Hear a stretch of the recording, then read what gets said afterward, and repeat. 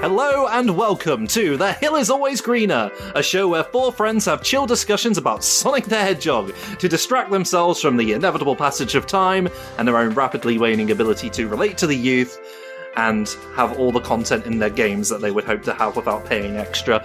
I am Faulerro. I'm RockTheJake. I'm CyberLink, and I came with the season pass. I'm GameBuddy, and I'm no longer available to download on your current storefront. Oh. This is what happens when you're a pre-order exclusive. In case we hadn't made it blatantly obvious, this time on The Hill is Always Greener, we are talking about the history of DLC in Sonic the Hedgehog. We are slamming down a load of content for you, but this is no pre-order bonus episode, but it is an extra special one. 0 microtransactions required. Nonetheless, we hope we've got your attention. Yes, this episode is DLC. I see what you did there. It's DLC. Definitely cool. So that's what we're talking about this time, the wild and wacky history of quote-unquote bonus content in Sonic that maybe should have been there to begin with, but whatever. What an exciting one to talk about. I'm looking forward to it. Before we start, can I mention a couple of extracurricular Sonic things on my end? Ooh, yeah. Oh, go on, then. A little extra content, if you will. Yeah, a little extra, and you don't even have to download it because it's just right here. First thing I want to mention was just a couple days ago, I played on my PS Vita a demake of the first level of Sonic Unleashed. Oh, yes, I saw this going around. How is that? It's pretty neat. It's a little janky, and it's kind of, I said in the chat with y'all, it's kind of got the feel of it's kind of got that Sega Hire This Man feel to it. But but it's really neat. It's got the voice lines where it should be, and there's not weird delays with the buttons or anything. The boost mechanic works in it. The homing attack is a little weird, but overall I enjoyed it, and I hope that the guy who's making this can continue to make more levels through this demake. He said he was making it in the vein of the Wii and PS2 version of Sonic Unleashed. So. I really hope that he keeps making more because I liked the little bit that I played. The other extracurricular thing I wanted to mention was that last month, at the time of recording, I had my birthday. Older, yay. Yay! Yay. And a gift from a friend that I did not expect at all, and I haven't even shared it with y'all, is this. Whoa! Oh, man. It is the first 4 figures Sonic Adventure 9-inch PVC painted statue collector's edition of the Sonic Adventure logo with Sonic on it doing the super cool pose from the game. You know the one. Yes. I've seen this in my local comic shop, and I've thought about getting it multiple times, never gotten around to it, but... Oh, that's sick. That's so sick. The Sonic Adventure Painted Statue Contortionist Edition, because I love that wacky-ass bone-breaking pose he's doing.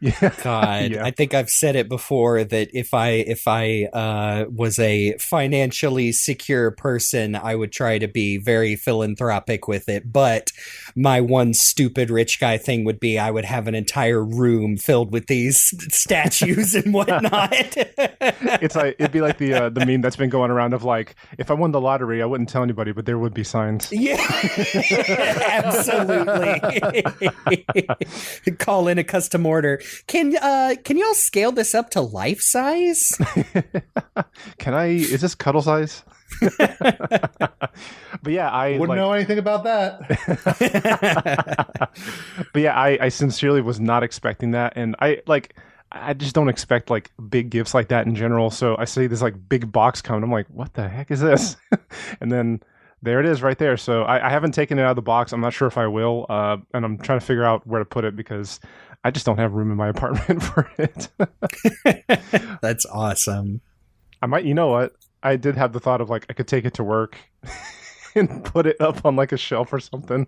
And so when people walk by, it's just oh, he's the Sonic guy. That is literally what I did with my Sonic Mania statue. Oh, nice. It was a good way to find my desk because it was positioned above everything else. So it was a good wayfinder. Nice. But yeah, that's my stuff. Nice. The thing about these this eBay link that you sent us is it did give us related links. So there's this Joyride Studios Sonic figure, which looks great. It's this little. It's like it's that sort of in between look of Sonic, right? Look at this little guy. Yep. Oh yeah. Mm-hmm. Yeah, the Joyride and those Resaurus figures back in the day were like that was it. And I still remember the first 4 figures from like the early 2000s. Like those were always the coolest when I saw them in like magazines and stuff. The reason this stands out to me is because the moment I saw it, one image came to mind, and this is going to be great for the podcast audience, but guys, take a look at this. There is... We can put this Sonic in the video version on YouTube. Yeah, that's Sonic smoking the Rousey blunt. Because that is what the image is. So. That he stole from that clip art of Mario. Anyone else got any other sort of things, any extra content for the beginning of the episode before we talk about the other extra content?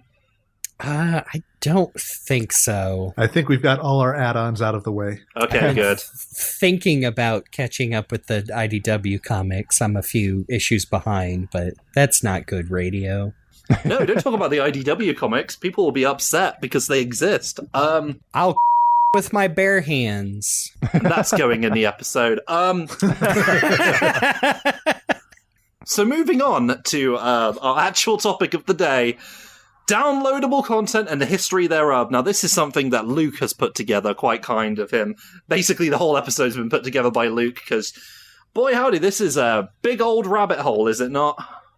It's a surprisingly big rabbit hole. Like, you know, this is a topic that actually has deeper roots than I think a lot of people actually realize. You know, obviously DLC is a huge thing now for just about every game that comes out, but when you start really going back even further and looking at some of the earliest examples of it, Sega was surprisingly on the forefront for a lot of this stuff.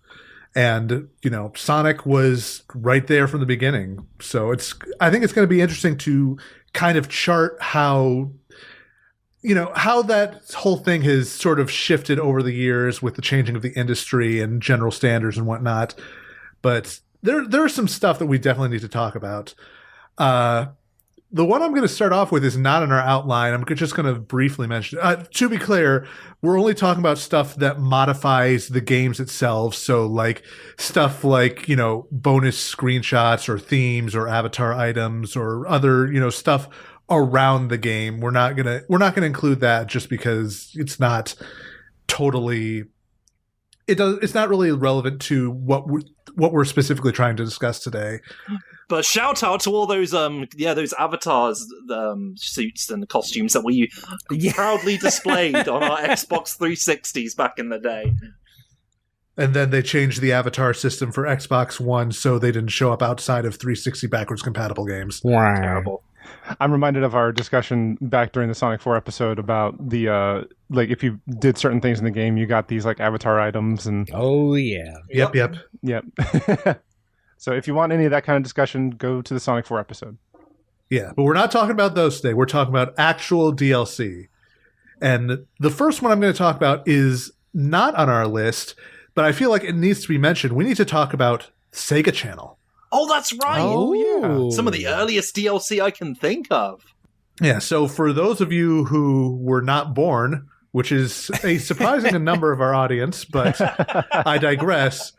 Sega Channel was basically a broadband subscription service. You would basically plug your Genesis into your through your cable provider. You could actually download content to a special cartridge, and you'd subscribe to this, and they would have like a rotating lineup of games that you could download, which was incredible for the time. Really, you know, forward facing. You know, obviously Nintendo was doing similar stuff with the Satellaview, but that didn't come out outside of Japan. So for the West, Sega was basically it for downloaded games on consoles. And it did not last super duper long. I think only, I want to say it was like 94 to 98, I think, which, you know, still honestly not a bad length, but they did manage to do a fair amount, in terms of Sonic. I think there were like a couple of hundred games that managed to make their way onto Sega Channel, at least, in the West. And all the Sonic games were there. 1, 2, 3, Knuckles, CD, Spinball, or 3D Spinball.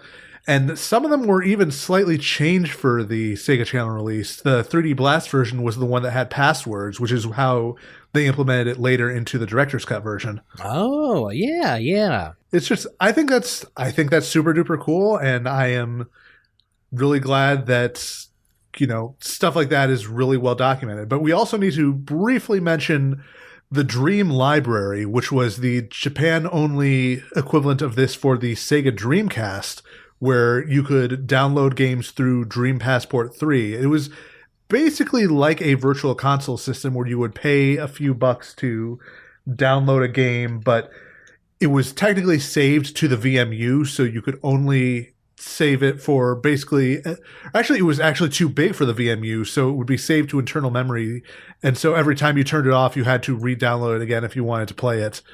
But there were a much smaller handful of games. Like, it was all Mega Drive and TurboGrafx games, but the only Sonic game that got on there was Dr. Robotnik's Mean Bean Machine. Of all the games. Which is super weird, considering, again, Japan only. Yeah, what the heck? You think it would be Puyo Puyo? No. They also had Puyo Puyo. Okay, so that was there too, but they were like, well, we've got to get one Sonic one on there. Screw it. Yeah, here, have this Cartoon. Americanized version of this game that's already on the service, and no actual Sonic games. You even get Flicky, which is Sonic adjacent. Yeah, that's true. True. Retroactively. Yeah, there's not much to them aside from just the fact that you could, but the fact that you could is cool enough in its own right that I felt like it had to be mentioned. Yeah, definitely. See, I'm already learning stuff. This is super cool. Exactly. But no, I know what you're really here for. So let's get into the real meat and potatoes of it. You got the goods. So we got to start off with the first Sonic game itself that had DLC, not counting. I was going to say technically, Sonic and Knuckles lock on, but that's not really DLC. You don't actually download anything. That's what I was trying to make a joke about earlier. Well, you push the cartridge down onto it and it loads. There you go. And I'm quite content when I'm playing that game, I tell you.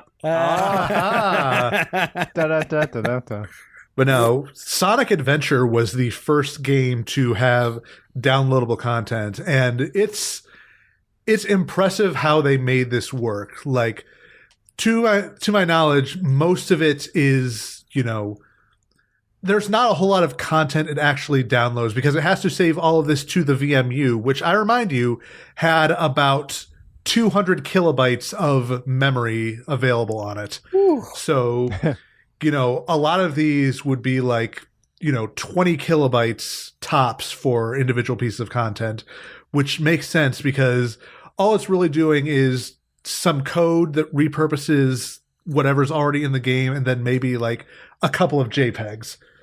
But it's impressive how they made this work. So, and it was also cool because this was all free content that you could just get by logging onto the Dreamcast network and downloading it from a custom webpage. So I was able to kind of do this back in the day with my Dreamcast and a dial-up connection. Did anybody else get a chance to do this back in the day? I don't think I do have all of this now on my Dreamcast, which is modded, so it technically through unintended means. But no, I don't think I was ever able to get my Dreamcast on the internet back in the day. Probably because I was worried I would mess something up and like my parents would get a bill in the mail. Like, I thought it was really cool that the Dreamcast is like one of the first consoles to really try being an online console. I had no interest in going online with it, though. I do want to interject and say that I think those websites have been preserved through fan means, because something I did not too long ago was test out a Dreamcast emulator on the computer, and if you go to the the online hub in Sonic Adventure 1 and 2, it goes to those websites and still has all this stuff for download. Cool. They've been preserved through, I believe, Dreamcast Live, who hosts all that stuff. Yeah. And have all. So theoretically, if you can connect your Dreamcast to the internet through some means like a DreamPie or whatever, you can still access this stuff and download it that way, which would also let you, connect to fan servers and play games together. Or if you have, a Dream Passport that plugs into the back of your Dreamcast, you can use that to basically just download the stuff to your PC, put it on a micro SD card, and then use that to load it onto your VMU. Or if you've got a VM2 like I do, just put it right on skip the middleman and just put it right onto the VMU. Yeah. And of course, all of this is also preserved and compatible with the modded PC versions of these Dreamcast games too. Yeah, the PC version has done a really good job of basically having a single mod that has all of that DLC built in, including, translated versions of the Japanese only stuff. So if you want to play that content and see what it was like, there are myriad ways to do so, which is nice because a lot of it just did not get included into the later re-releases. Some of it understandably because it's, branded content, but there's some of it that's dang, I wish that had been included as a bonus event for playing on certain days or whatever. Yeah, especially like you said, the holidays, the extra character costumes, etc., etc.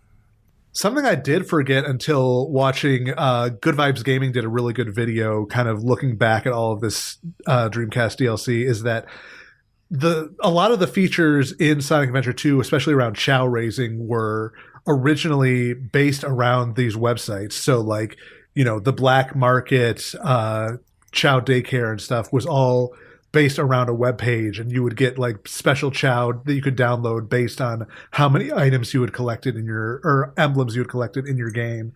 So that was super cool. The stuff we really want to get into is the Dreamcast events. So running through these kind of chronologically, the first thing I can think of is the launch party. So at the start of the Dreamcast launch for every region, basically it was the same content except they had, different colored swirls and banners for depending on the region. So it was basically just a bunch of balloons and Dreamcast banners put up around Station Square for you to find. Just basically being hey, congrats on the launch of the Dreamcast. Here's to many, many more years of fun. Well, there was a few. Yeah. Just little nice messages, placed around Station Square that you could see by touching these banners, which was cool. I did notice that apparently there are different versions for each territory that came out. At least the three main, EU, Japan, and US. They do look slightly different. Yeah, some of these DLC that we're going to be talking about were available in all regions with very minor differences. Obviously translated text, different Dreamcast logo styles, that sort of thing. The first one that was really unique was the Japanese only Let's Look for Quo cards contest. So this was a competition that Sega held where they had a bunch of pictures of the former managing director and spokesperson for Sega of Japan, Hidekazu Yukawa, who we briefly talked about in our Dreamcast episode.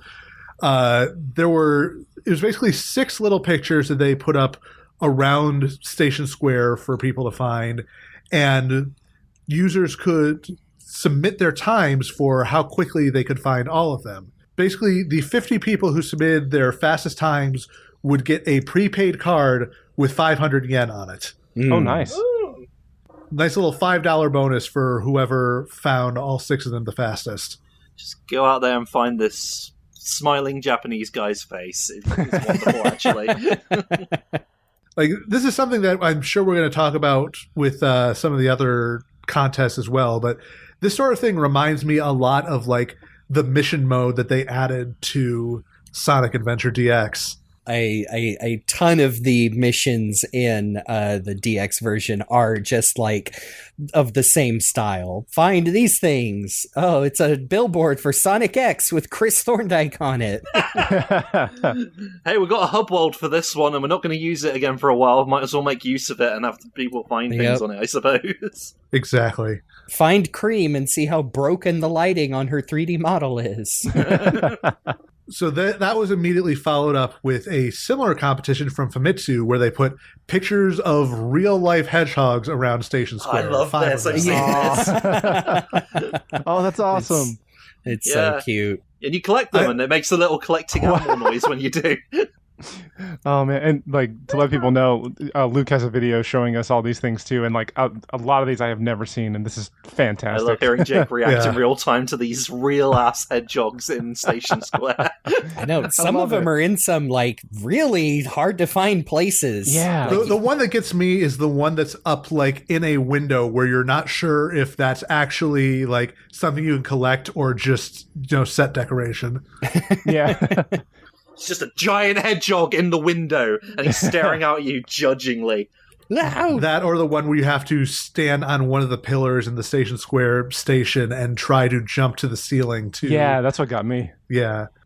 I couldn't find what the prize was for this one specifically. I'm going to assume it was like a year's subscription to the Famitsu or something. Or send you a real hedgehog. Yeah. I mean, oh God, could you imagine? Open the box quickly. There's one hole. Get some cat food and crickets. And take it to the vet immediately because there's a good chance it has cancer. There's the whole thing about owning hedgehogs that makes me very sad. Yeah. Don't get a boy one. He's going to suck his own dick all day. Just like Sonic. Yes, just like Sonic. Of course, Europe and America were not without their own competitions. I believe the next one chronologically was... Speaking of dick sucking. Jesus Christ. DMX, are you feeling it? What? All right, sorry. I imagine the Goomba. Exactly. I'm Goomba pilled. But yeah, no, the Reebok DMX competition to find 5 DMX trainers hidden around Emerald Coast that Eggman has stolen from Sonic's wardrobe. Sorry, it's just, early days of sponsored shoes in Sonic, but he doesn't get to wear them. No. Nope. So basically, there were 5 shoes hidden around Emerald Coast, and again, it was a competition to see who could find all 5 of them the fastest. They did change the music for this specific competition, so it plays like the character battle theme from like when you fight Knuckles or Gamma. Oh, neat. But the other thing about this stage is that when you play that one, the door to the second part of Emerald Coast is blocked off, and it basically tells you, please delete the DLC if you want to play the rest of the stage.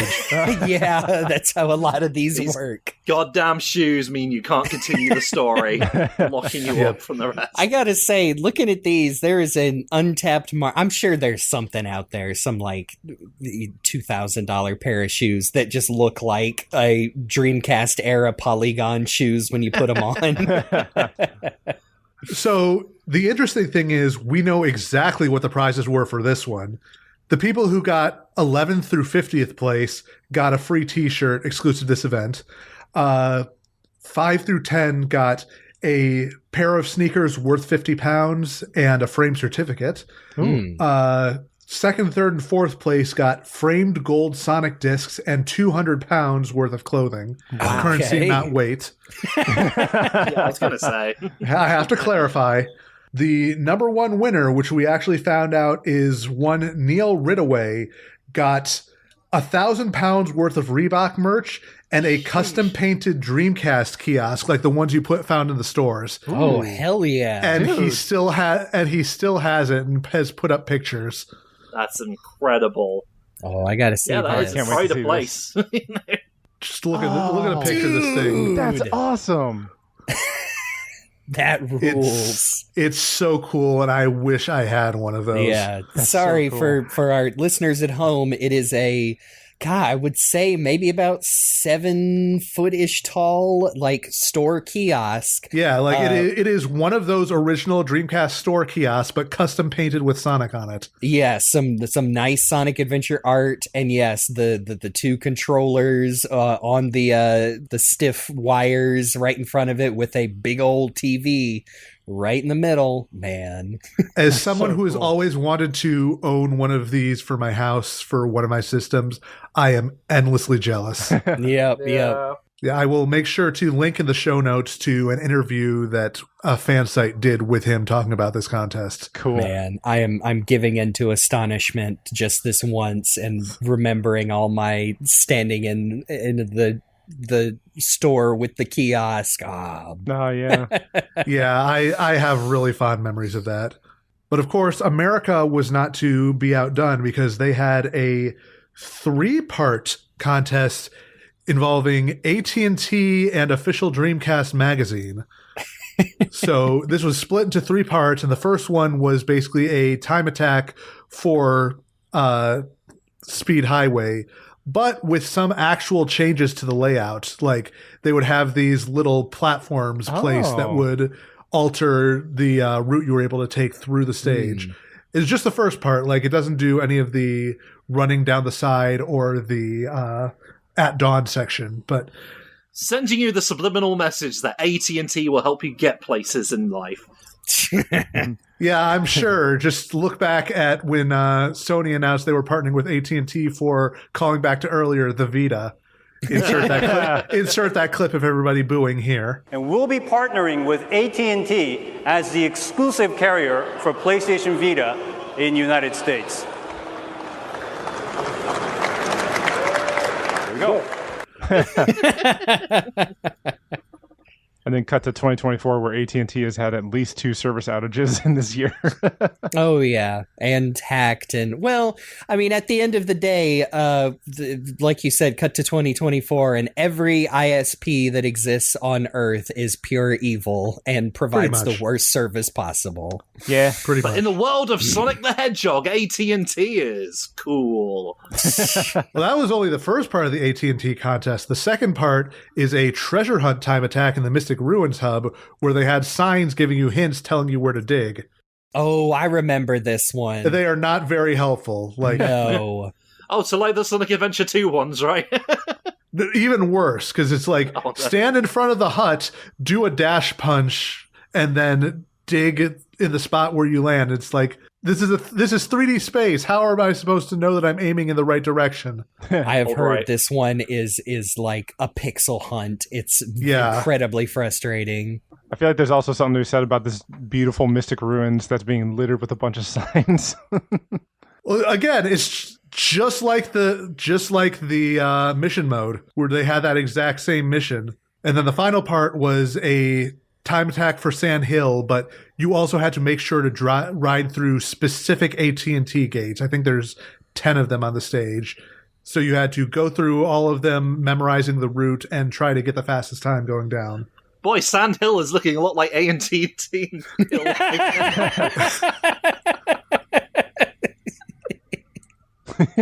So there were 15 winners who got a year subscription to Official Dreamcast magazine, 19 who got a free Dreamcast game, and then 5 who got a year of an AT&T premium package. All right. Okay, whatever that meant back then. Unlimited nighttime minutes. Something like that. There was also a Samba GP event for all regions where it basically just added an extra track to Twinkle Circuit, which had nothing to do with Samba de Amigo. It's just an extra track, and also it plays Supersonic Racing instrumental. Yeah. God, it's weird. A British song in this game feels kind of strange to me. Yeah. Like, of the DLC, I think that one is probably the one I would most like to keep saved on my Dreamcast, just because it's like, it adds an extra, thing that's not just basically a mission mode or whatever. But there were also a bunch of holiday events. The first one was the Christmas of '98 event, where it was Japan only, and they put up a bunch of little tiny Christmas trees around Station Square that, you know, would be like little seasonal messages that also played little MIDI Christmas carols. I think it was Joy to the World, Jingle Bells, and Silent Night. And they were like the most MIDI music box things you've really ever heard. are. Yeah, which you got to remember that the Dreamcast was only out in Japan in '98. Yep. This is also the DLC where we got the immortal two lovers playing Sonic Adventure on a holy night. Quote, yeah. Which I make sure to post on social media every year. Playing Sonic Adventure is the best euphemism I've heard of that, because I know what happens in Japan on Christmas Eve. They have Christmas cake. And KFC. Oh yeah, KFC. I mean, that's Christmas Day, I think. That's like, yeah, because that's their whole thing in Japan, is they're just like, hey, you want to have a great Christmas Day? This thing we're forcing on you that you don't really care about? Have chicken. Not a particularly Christian nation, so let's get down and dirty and then work up an appetite for some corporate chicken.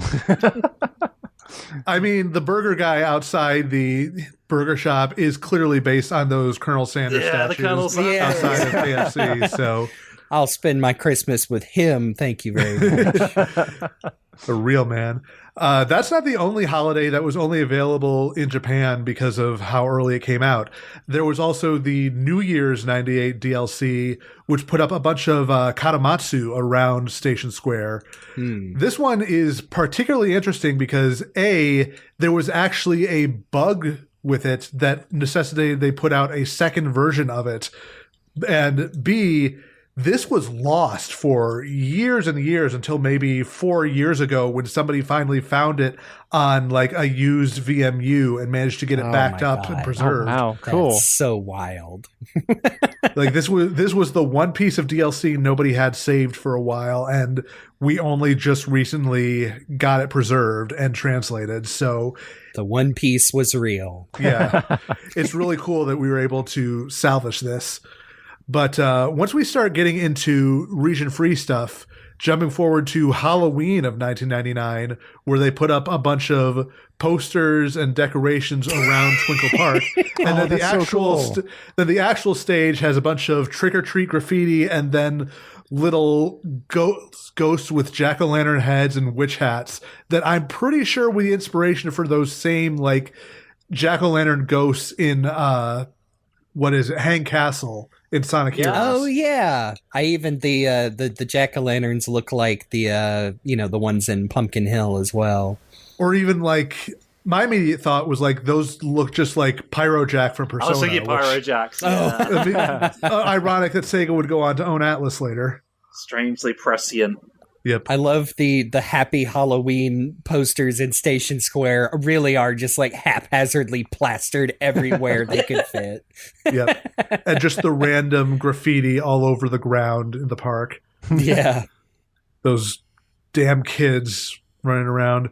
Beat Gum and Tab just really tearing it up in there. So jumping forward to Christmas of '99, it's an entirely different Christmas DLC where they put giant trees in Station Square that play the a cappella version of Dreams from Christmas Nights when you touch them. Again, this was another one where it actually caused some issues because if you had this DLC installed, you couldn't actually get to the card that you had to grab to open up Speed Highway because it was overlapping with it. Oh man. Well, everything's closed at Christmas. So. Exactly. So you would have to uninstall that if you wanted to get that card. And also just the tree in the middle of the street in the middle of the station, like that's impeding some traffic there. I'm pretty sure one of us is in the place of where one of the NPCs would be, and now they're buried under a tree, so that's cool. Sorry, Mr. Know-It-All, you're going to have to be stuck down there for a while. Oh, that little nerd. That little Griffin McElroy nerd. I'm just thinking, like, these little, holiday themes sort of take me back to, like, when I played Buster Move 2 on the Saturn, and they would have, like, special holiday-themed attract modes when you load up the game, and God, I love stuff like that. It just Yeah. adds so much charm. Oh yeah. Yeah. A special occasion to you playing the game at Christmas or whenever. Blowing my mind as like a child playing the original, the GameCube Animal Crossing, and like, wait, what do you mean? Like things happen on different days? That's crazy. You can't do that. Oh, The system is magic. yeah, it's thinking. It's thinking. I remember, like I said earlier, like being able to use a dial-up connection to go to like the Dreamcast Sonic Adventure site to like check out these DLCs. But the thing is, I was never able to download them because I think by the time I got my copy of Sonic Adventure and I was able to get on there, like I think it had a quote-unquote active download link, but I never actually got anything. So I just got to look at the pictures of it and like wonder what if. Yeah, and also a lot of these were only available for like a month or in some cases even a week. That's the That biggest makes reason sense. why we had so much trouble finding the New Year's 98 DLC for a while. It is a shame that they're not quite as extensive, and they didn't change the Station Square hotel manager into a Santa Claus who sounds Aw. exactly like CyberLink 420. That would have really brought the Christmas spirit home for me. Yes. Add it to the list of mods. But yeah, the last of the holiday events was the New Year's 1999 Y2K event, where if you played it after a certain date, it would break your Dreamcast. I'm kidding. I'm kidding. No, yeah, you got me for a second. I was like, oh, wait. yes, Fun of fact: course. the Dreamcast internal clock actually lasts longer than the GameCube's. I think it goes up to like 2085 when the GameCube only goes up to 2030. Oh yeah, I just had to reprogram mine again and was very surprised that it it recognizes that date. Yeah, I mean, once again, Dreamcast Sega does pretty what great Nintendo don't. Oh, speaking of mods, I think just recently I saw someone take this Y2K giant ring mod and extrapolated it out and replaced the capsules at the end of the stages with this gold ring, like Sonic Adventure 2. Oh, that's clever. But yeah, they like didn't, that. just take the Sonic Adventure 2 model. They like, no, I want to use the one that's in Sonic Adventure. It's a little different. And so it is this, aside from posters for like, Happy New Year, Sonic runs through 2K, Knuckles digs through 2K, Tails smiles through 2K. Oh, really? Tails is known for his smile. Yeah. He's got a nice one. Might have been lost in translation. But yeah, no, what the main thing this would do is it would put up these 2,000 rings in every single stage, every single area, and if you touch them, they would play the Palm Tree Panic theme from Japanese Sonic CD. Yeah. Oh, cool. Yay! I mean, yeah, that sounds vaguely New Year's-ish to me. People going, yay! Celebratory. But yeah, that was all of the like event DLC, but there is one piece of DLC that actually did make it into the GameCube version, and that is all of the menu voice packs. Those were originally downloadable. Yep. Oh. So if you wanted to hear Eggman telling you, select a memory card, you would have to download that instead of being tied to whichever story campaign you last played in the game. Mm-hmm. I really like the modern mod of that to where you can just have it switch between voices. I think, yeah. Yes, and like both English and Japanese. It's so funny. Yeah, it is surprising how much they were able to do with, only mere kilobytes of data. I think was the Jewel Chow, were those really Japan only as far as when they were DLC? I think that's true. I couldn't confirm to be sure, but I think that's accurate. That's interesting. And I know those obviously carried forward. Yes, and we're talking about not just the Jewel Chow that were in the game, the silver, the gold, the black and red one in the gardens. These were, I thought it was a sapphire and an emerald colored Chow. I'm not 100% sure. I think that's right. But it's also impressive just how much they were able to do, again, with how little space. Like, I think the biggest one was the Y2K event, and that was 62 VMU blocks, which was only about 30 kilobytes. Yeah. And it really is like you said at the beginning, like they were taking and manipulating mostly textures and models that were already in the game, or very small files, image files and stuff like that. the head, it would be like the Hedgehog thing or the Quo thing, or like I think the biggest one from this event was the new ring model basically for the Y2K ring. But yeah, that's super cool, and I'm really impressed with how much they were able to do on this thing.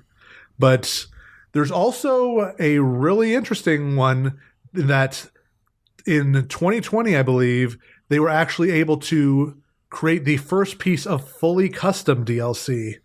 Yay! Called Tikal's Challenge, where it would open up a portal back to like the ancient echidna civilization that you could visit, and it would be a time attack challenge to find 5 Chow scattered around that area. Interesting. And try to bring them back to the Master Emerald as fast as you could.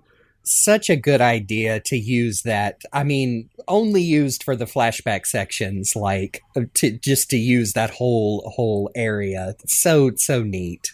And yeah, what a fun little thing. Yeah. Glad fans did this. I'm glad they decided to take it in matters into their own hands and become a bunch of downloadable content creators. Yeah, and the fact that you could actually get this running on an actual Dreamcast is just incredible.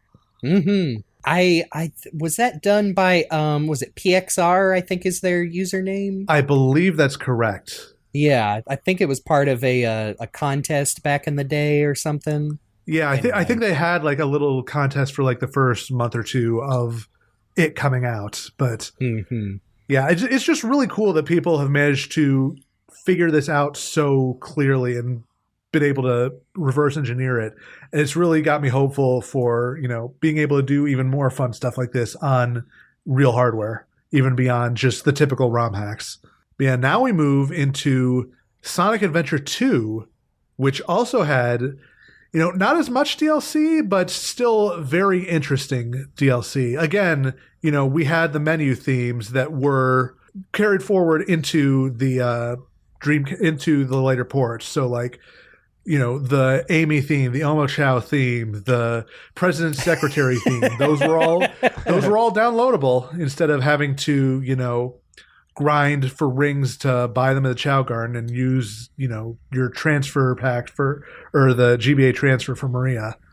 Or use an incredibly specific and weird cheat code. Yeah, code to enter. I gotta tell you that this, because Sonic Adventure DX had a lot of extra stuff. Had like the jeweled Chow. Unfortunately, didn't have the the holiday DLCs or anything like that. But you're like, at least we're not missing out on anything too huge. There is stuff that has been left out of Sonic Adventure 2 Battle that I'm so mad has never been included in anything officially, except fan mods, of course. Yeah. Oh man. So aside from trading in your emblems to get Chow just like last time, the two biggest things. Well, actually, there's 5 pretty big things.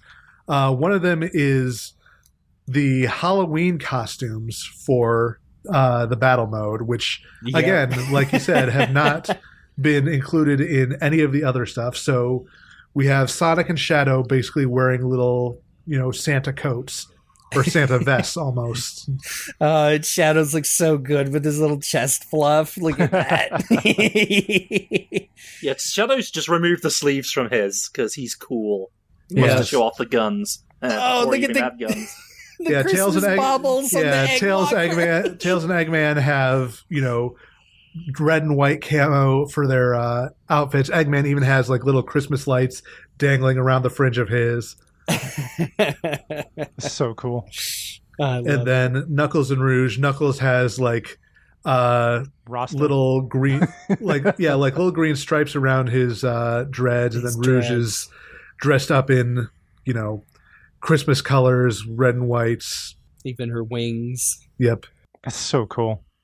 I'm glad that these costumes got modded back into the PC version of Battle, because not having them is a tremendous loss. I can't believe I've actually never seen It's a these. shame we don't get a Santa costume for Eggman, though, because that just feels like a slam dunk. Yeah. Right, yeah. It's basically The a Santa. Halloween ones are my favorite. Yeah, Oh, so look at that. We've got Like, it's- Halloween costumes as well, with Sonic in a jack-o'-lantern, Shadow in a skeleton outfit. Oh, that's awesome. Oh, it's so good.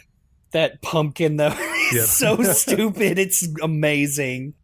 Is he a skeleton or is he a skeleton dog? Yeah. I mean, Sonic Adventure Ooh, 2. Tails is cool. Tails decked out in Halloween camo with little jack-o'-lanterns on the side and all in With orange the and little yellow. teeth. Pumpkin Eggman. Just one big Yeah, pumpkin. he's just riding a pumpkin.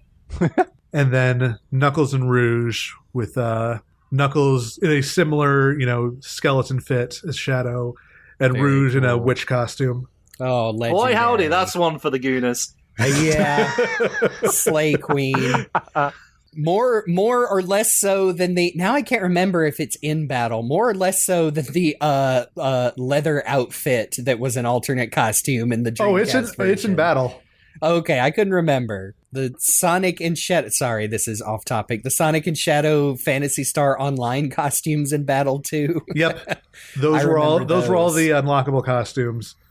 It's so weird that was the major Sega franchise crossover with the Sonic Adventure games was Phantasy Star Online. Because I remember the Sonic event in Phantasy Star as well. Yeah, and then the last three pieces. Oh, actually, wait, I forgot they did change it between the Dreamcast and the battle versions. Oh, that's right. Yeah. Was it in? Yeah. Is that the Dreamcast version where Ruse's like fur color changes as well, at least on her head? I can't remember what was the other. Oh yeah, was Big used to be an unlockable for as a playable character as Eggman, but they replaced it with the Chow Walker With the Dark Chow Walker. Yeah, Oh, yeah. yeah. That was another one. Yeah. Slightly off topic. We're just talking about version differences. Yeah. But again, like, I want to play as Big in my modern Sonic Adventure 2 experience. Yeah. The other three pieces of DLC for Sonic Adventure 2 were new kart racing tracks with their own custom vehicles. So we had the high speed trial, which gave you this new kart for Sonic, Oh, cool. which was also one of the unlockable ones in battle. So that carried forward. Oh, yeah. Mm-hmm. The Egg Robo trial, which again also carried forward. And then the Fantasy Zone trial, which lets you play as Omo Chow driving an Opa Opa car. Hooray! And these all came with their own custom tracks, none of which made it into battle. Unfortunately. And they are just the same tracks, just like it's the same designs as the usual tracks. Yeah, the they're the same. They're the same designs, but they are different layouts. So, like the Egg Robo one is shaped like a big E and had a bunch of really tight turns. The Fantasy Zone one is shaped like Opa Opa, stuff like that. And it's like, yeah, it's not that extensive, but it's still like, come on, man. The battle was supposed to be the definitive version. And, I mean, again, this is about the kart racing in Sonic Adventure 2, which as we've learned on this show, is somebody's favorite out there, but yeah, a very, very small minority actually enjoy the kart racing. But the extra stuff was very cool. Yeah, it's nice that some of that, made it forward, but you can't help but wish that all of it made it forward. Yeah. And yeah, I love seeing, the little Opa Opa and the Egg Robo, and I'd still like to see more Sonic crossover with other Sega characters and whatnot. It's just, maybe not just a weird outfit and Sonic Forces that gives you human hands. Oh, we'll get there when we get there. Yeah. So moving on to Sonic 06. That's right, we're finally talking about Sonic 06 on the podcast. Oh, we've talked about Sonic 06 on the podcast plenty. I know. If you didn't download this on the Xbox 360 Marketplace, f*** you, it's gone forever now. But lucky for you, I believe Chaos X has said that he's going to integrate all of these into Project 06. Oh, cool. Oh, nice. hero. Chaos X does what Microsoft don't. Duncan Dunt. Boy. Windont was right there. Windont. Oh, son of a bitch. What they don't X bother to do. X won't give it to us. Because when you see it, you do a 360 and walk away. Wait. This is the day before they had the red rings in the game, so... Yeah. Sonic 06 actually had 7 different pieces of game-modifying DLC. There was a hard mode for Sonic, Shadow, and Silver. You had to buy each of them individually. And it was basically just changing the enemy placement in levels, blocking off easy routes so you always had to take the hard ones, stuff like that. And it was hard. I remember it being hard. Cool, they made it worse. I mean, in a better playing game, that would be something that I think people would be into, which we'll come back to that later. Added challenge other than the challenge of trying to play the game as it was released. Exactly. Like, as far as, downloadable extra content goes, a hard mode is, not terrible. I mean, I feel like a hard mode is something that games used to have anyway. This is true. This is true, but again, it's not affecting the core experience as much, so I'm not terribly bothered by it. But they also had individual boss challenge DLC for each character, where it was, a gauntlet of run through all of their bosses and also like a Robot Carnival, Robot Storm style endless enemies spawning until you beat them all little thing. But the most interesting one, I think, is Team Attack Amigo, which is basically a full-on like little mini campaign. It's basically just one super long level similar to End of the World, where you play through 9 different stage segments from 9 different stages with Tails, Blaze, and Omega, who I would argue are the best of the partner characters in that game. And you basically go through 3 sections each with each character, and then it caps off with a final battle as Omega against the Egg Genesis. Oh, nice. I forget the Egg Genesis looks like a giant E-Series robot, which I like. Hey, I'm saying something nice. It's a good design. It is a good design. And it's interesting, playing this fight with somebody who can, attack it from a distance with projectiles. Yeah. Now, to say something bad, Sonic 06, unfortunately, was the start of trying to gaslight us that Tails never had any physical attacks and must throw bullets in order to do damage. Because I saw a video comparing the animations from Rise of Lyric, Sonic Boom, and the attacks in Sonic Frontiers, the DLC. And they just have Tails throwing wrenches. And in 06, it's dummy rings and item boxes. And I'm like, who decided that? Like, so I just remember playing it and being like, oh, it's the Tails section. And then you got that weird Duke dude explaining stuff to you. Press the Y button to use a dummy ring snipe. And I'm like, what are all those words that you just used in a sentence? Let me hit robots with my ass things. My tails spins. Come on, man. It's just common sense. I mean, it was all up into the advanced games as well. And then, this one came around and nope, he's too smart. He's got a random bullshit. Go. Anyway, I think that this mode is cool, and I'm looking forward to when it gets implemented into Project 06 so that people can actually play it in a good version of that game. Yeah, just to say again, if you are unfamiliar with Project 06, someone actually got to run the latest version at GDQ as of recording just a month or 2 ago. So go check that out. See someone's even with this fan made thing, be able to exploit some of the things to get a really cool time through it. So yeah. That said, worth pointing out that last DLC also not connected to Samba de Amigo. Oh yeah. I remember, yeah, your amigos, your friends, or in the main game, oh man, now I have to play as these other characters that control even worse. To be fair, Blaze controlled better. Oh yeah, Blaze rules, like, because she just plays like the Sonic and Shadow for the most part. Except you have a double jump to correct yourself. Yeah. Women and their double jumps, what can I say?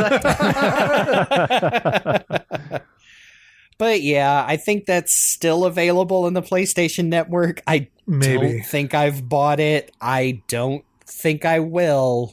Just, oh boy. Someday, it's coming, folks. Someday. It's on the docket. One piece of DLC that is still available is all of the Sonic Unleashed DLC, the adventure packs. Yeah. Hooray! For the most part. You're going to have to explain to me what these actually are, because I looked at video footage and it just looked like the levels from the game. Are they different? Yeah, so they are So basically they are bonus level packs of remixed versions of the levels from the game that are super duper hard. So like, you know, the first one on like the original Windmill Isle tutorial stage, you actually run backwards through the stage on this alternate route. I remember this one. And while trying to, like, they've got a bunch of different platform placement and extra spikes and enemies and stuff, and it's like ridiculously difficult to avoid getting hit. And then you have to run back through the stage again.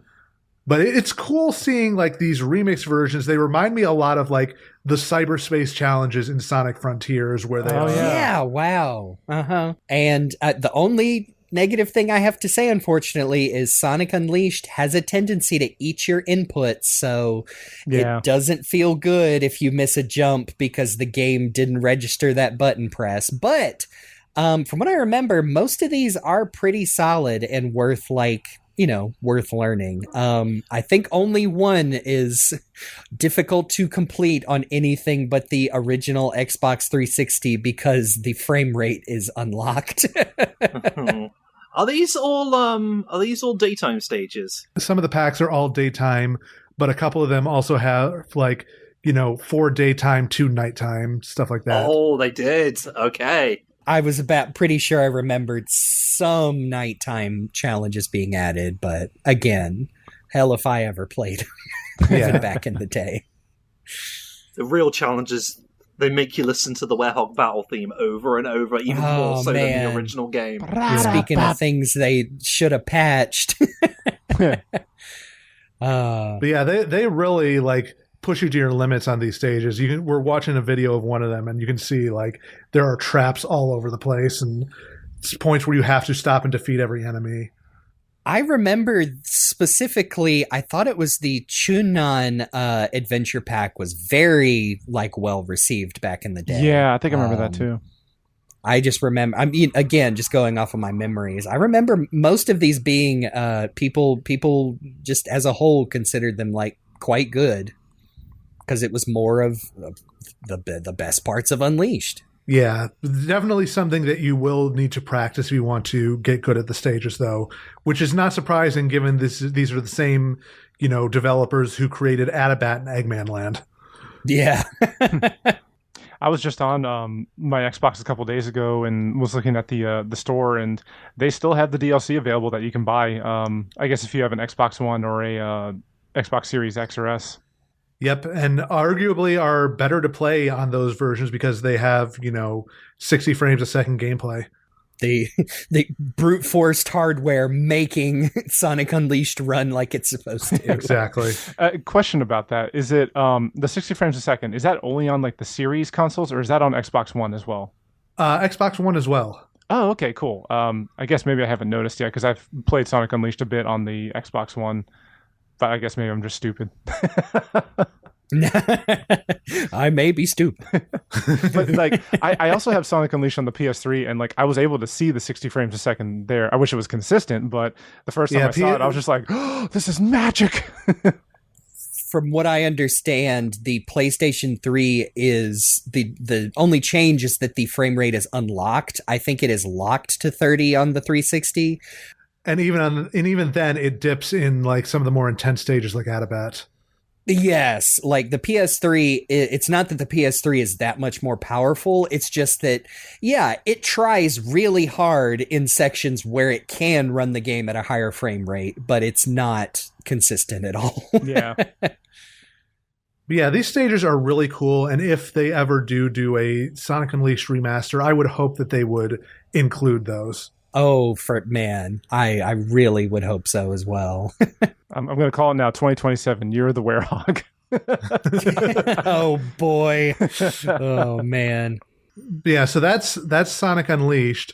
The next one I have on my list is, well, technically it's Sonic 4 Episode 2, and the downloadable content is Sonic 4 Episode 1. Yeah, this was, if you owned both, you got episode metal, and is there even a way to...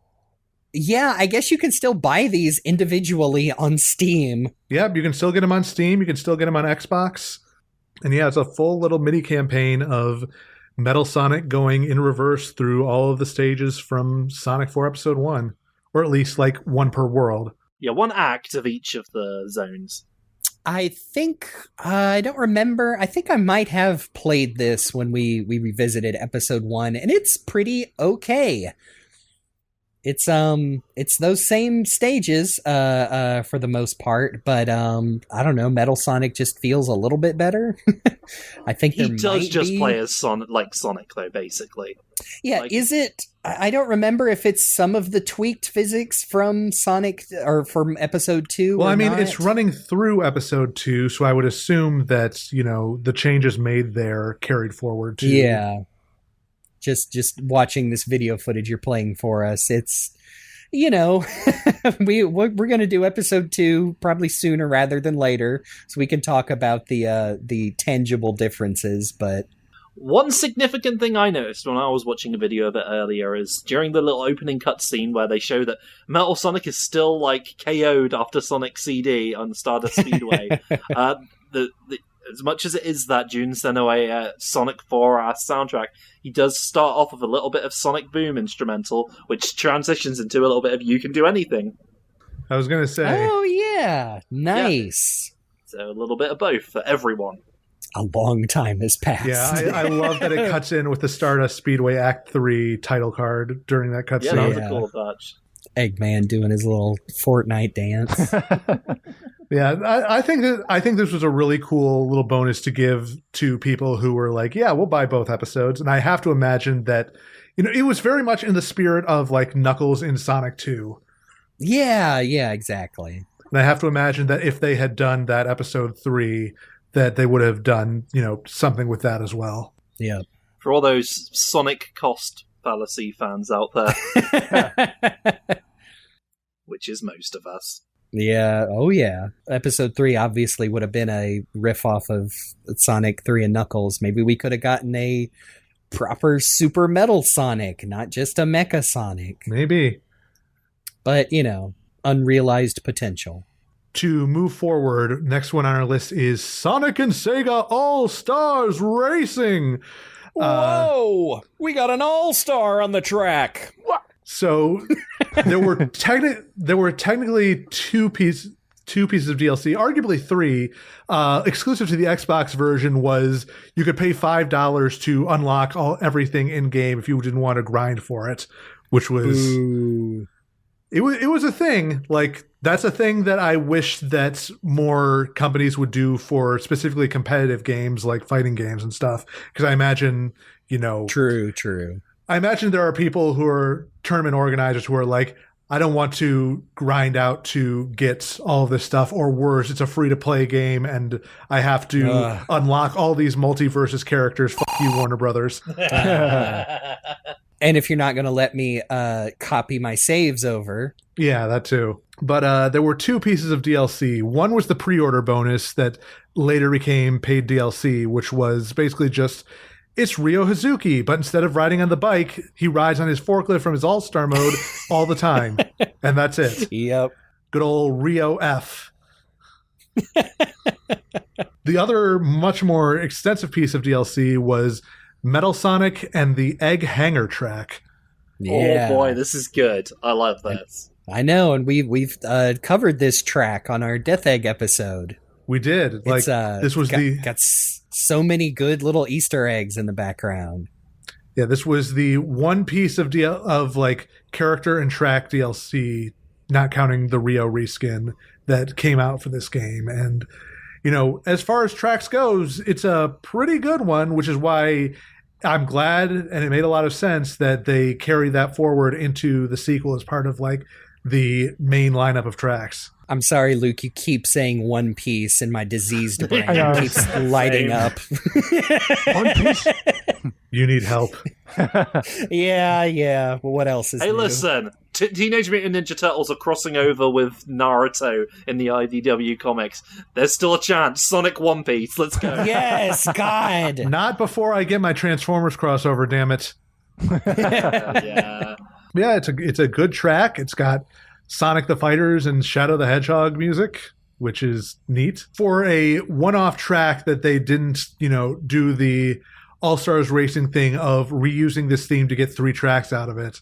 Like, it's really good, and I'm glad that, you know, they managed to keep that in the sequel so that we could keep playing it.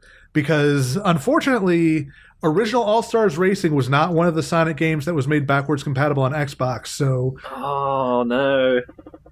It's really, that is unfortunate, because I mean, I think everybody would agree that Transformed is the better playing game, but I mean, there's still, I remember having lots of fun with the original, and like there are things that did not make it to the other games. So and none of this DLC also made it to the PC version either. Oh, that's weird. I think I remember when that happened. Yeah, there's no Rio F, no Metal Sonic and Egg Hanger, obviously not, you know, no Banjo or the Avatars or Mii's, which I'm still convinced that, you know, just because of that, the 360 version with the DLC is the most content complete version of this game. Probably.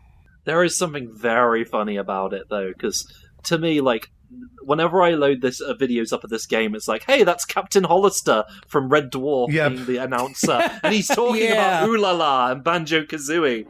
It's the strangest thing to me. And opening up a can of whoop ass. Only in the unused ones. They did not get him to record any new VO for this track or Metal Sonic, though, so... Ah, it's tragic. It happens. Have to do our sentence splicing ourselves. Exactly. Red Dwarf is set in space. They can make it work. And you're telling me the PS3 version didn't have your disturbingly realistic for its time PlayStation Home avatar? Nope. What a missed opportunity. The only exclusives for that one were Banjo and the Avatars on 360 and the Mii's on Wii. Yep. We also didn't get any of this stuff either. Probably because it was over 30 megabytes, Nintendo. God almighty. It was a dark and a very stupid time. It was still the early days of downloadable content, period. And also that system had no internal memory. Yes.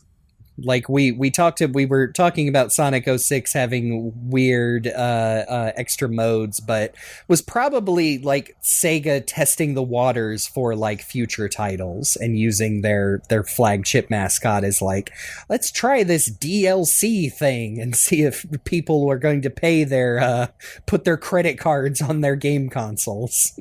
And they were right. Yeah. Jumping forward a little bit to the next year, we had Sonic Generations with its Casino Night Pinball pre-order bonus. And I will reserve this space for Jeremy to complain about how it never came to PS3 fully. Yeah, man, what the... Absolutely insane that it took until me barely being able to run the PC version to even play this, and it's not even that good. Also, okay, before we jump into it, why was this the only DLC they ever released for Generations? I know, That like, is come strange. on. I know every person on this call had a discussion back in the day of like, oh man, I can't wait to see they could just do infinite possibilities of new stages for this game, and then they did nothing. Yep. Oh, to actually put a spin on it, like, we know Sonic Team is not a large development team. So the answer is probably as soon as they were done with Generations, they put all of those people working on the next game, which would have been Lost World at the time. Yep. So they literally didn't have anybody to make new stages. And I'm certainly not blaming the dev team for whoever at Sega is in charge of DLC distribution not putting it out for free on PS3. Yeah, but thankfully that the DLC is available free on 360 and PC and is going to be included with Sonic Cross Shadow Generations. So yeah, I know that was a big that announcement. People were like, "Wait a second." All those PS3 owners were like, "Oh no! Finally, I'm overly played this on PS3. That's all I can play it on."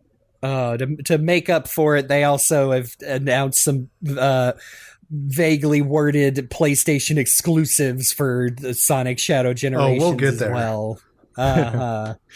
Yeah, we've already talked extensively about this pinball table in our pinball episode. Yes. So yeah, go listen to Derek talk about it. Derek has actual things to say about it as a person who plays pinball. Exactly. Yeah, it's pretty. It is pretty. It's a cute board, but just so weird. The only additional content for Sonic Generations. Yep. Yeah, because people wanted to keep playing this one. I did. And then they didn't do anything else. I feel like if you could go back in time, like right before this released, and tell someone, a producer at Sega, like, hey, people like this one, you got it right. Get some stuff in the hopper right now as a follow-up. Instead of, well, we've got a little bit to go before we get to the follow-up to Sonic Generations. Indeed. But before we get there, we have to talk about Sonic and All-Stars Racing Transformed. Woo! Oh boy. Because there was a fair amount of DLC, but not so much on consoles. The only ones we got there were Metal Sonic and the Outrun Bay track, which those were pre-order and launch edition bonuses, and I think that those were pretty dang cool. I believe those were also like on the discs for all of the Wii U copies, so you didn't even need to download anything. I remember Outrun Bay being a kick-ass level for sure. Love to play the Take the Legends cart on that one. But of all the character and track matchups, Metal Sonic and friggin' Outrun, a game where you're driving around in a cool car, sports car with a babe, and there's Metal Sonic. It is a absolutely gorgeous track, though. I think it might be one of the best. It might be one of the best looking tracks in the game. Oh, I think I said Legends. I meant the Sega Ages cart. Oh, that's which is the the VMU, the Daytona car, the Afterburner. Yep, if I'm remembering correctly. I believe that the Mii's in this game drove a legally distinct Ferrari like the Outrun car. Oh, that's pretty funny too. All right, so I guess we're only talking about DLC. I guess I forgot that the Football Manager and the Team Fortress characters were included with the PC version. Yeah, along with Shogun from Total War. Right, but right. The PC version did also get both more DLC and some free update characters. Like I remember the two free DLC, the two free update characters were General Winter and Wilhelmus from both, I believe, were General Winter was Company of Heroes and Wilhelmus was like Total War Rome, I think. Yeah, I believe so. People forget it's a Sega joint.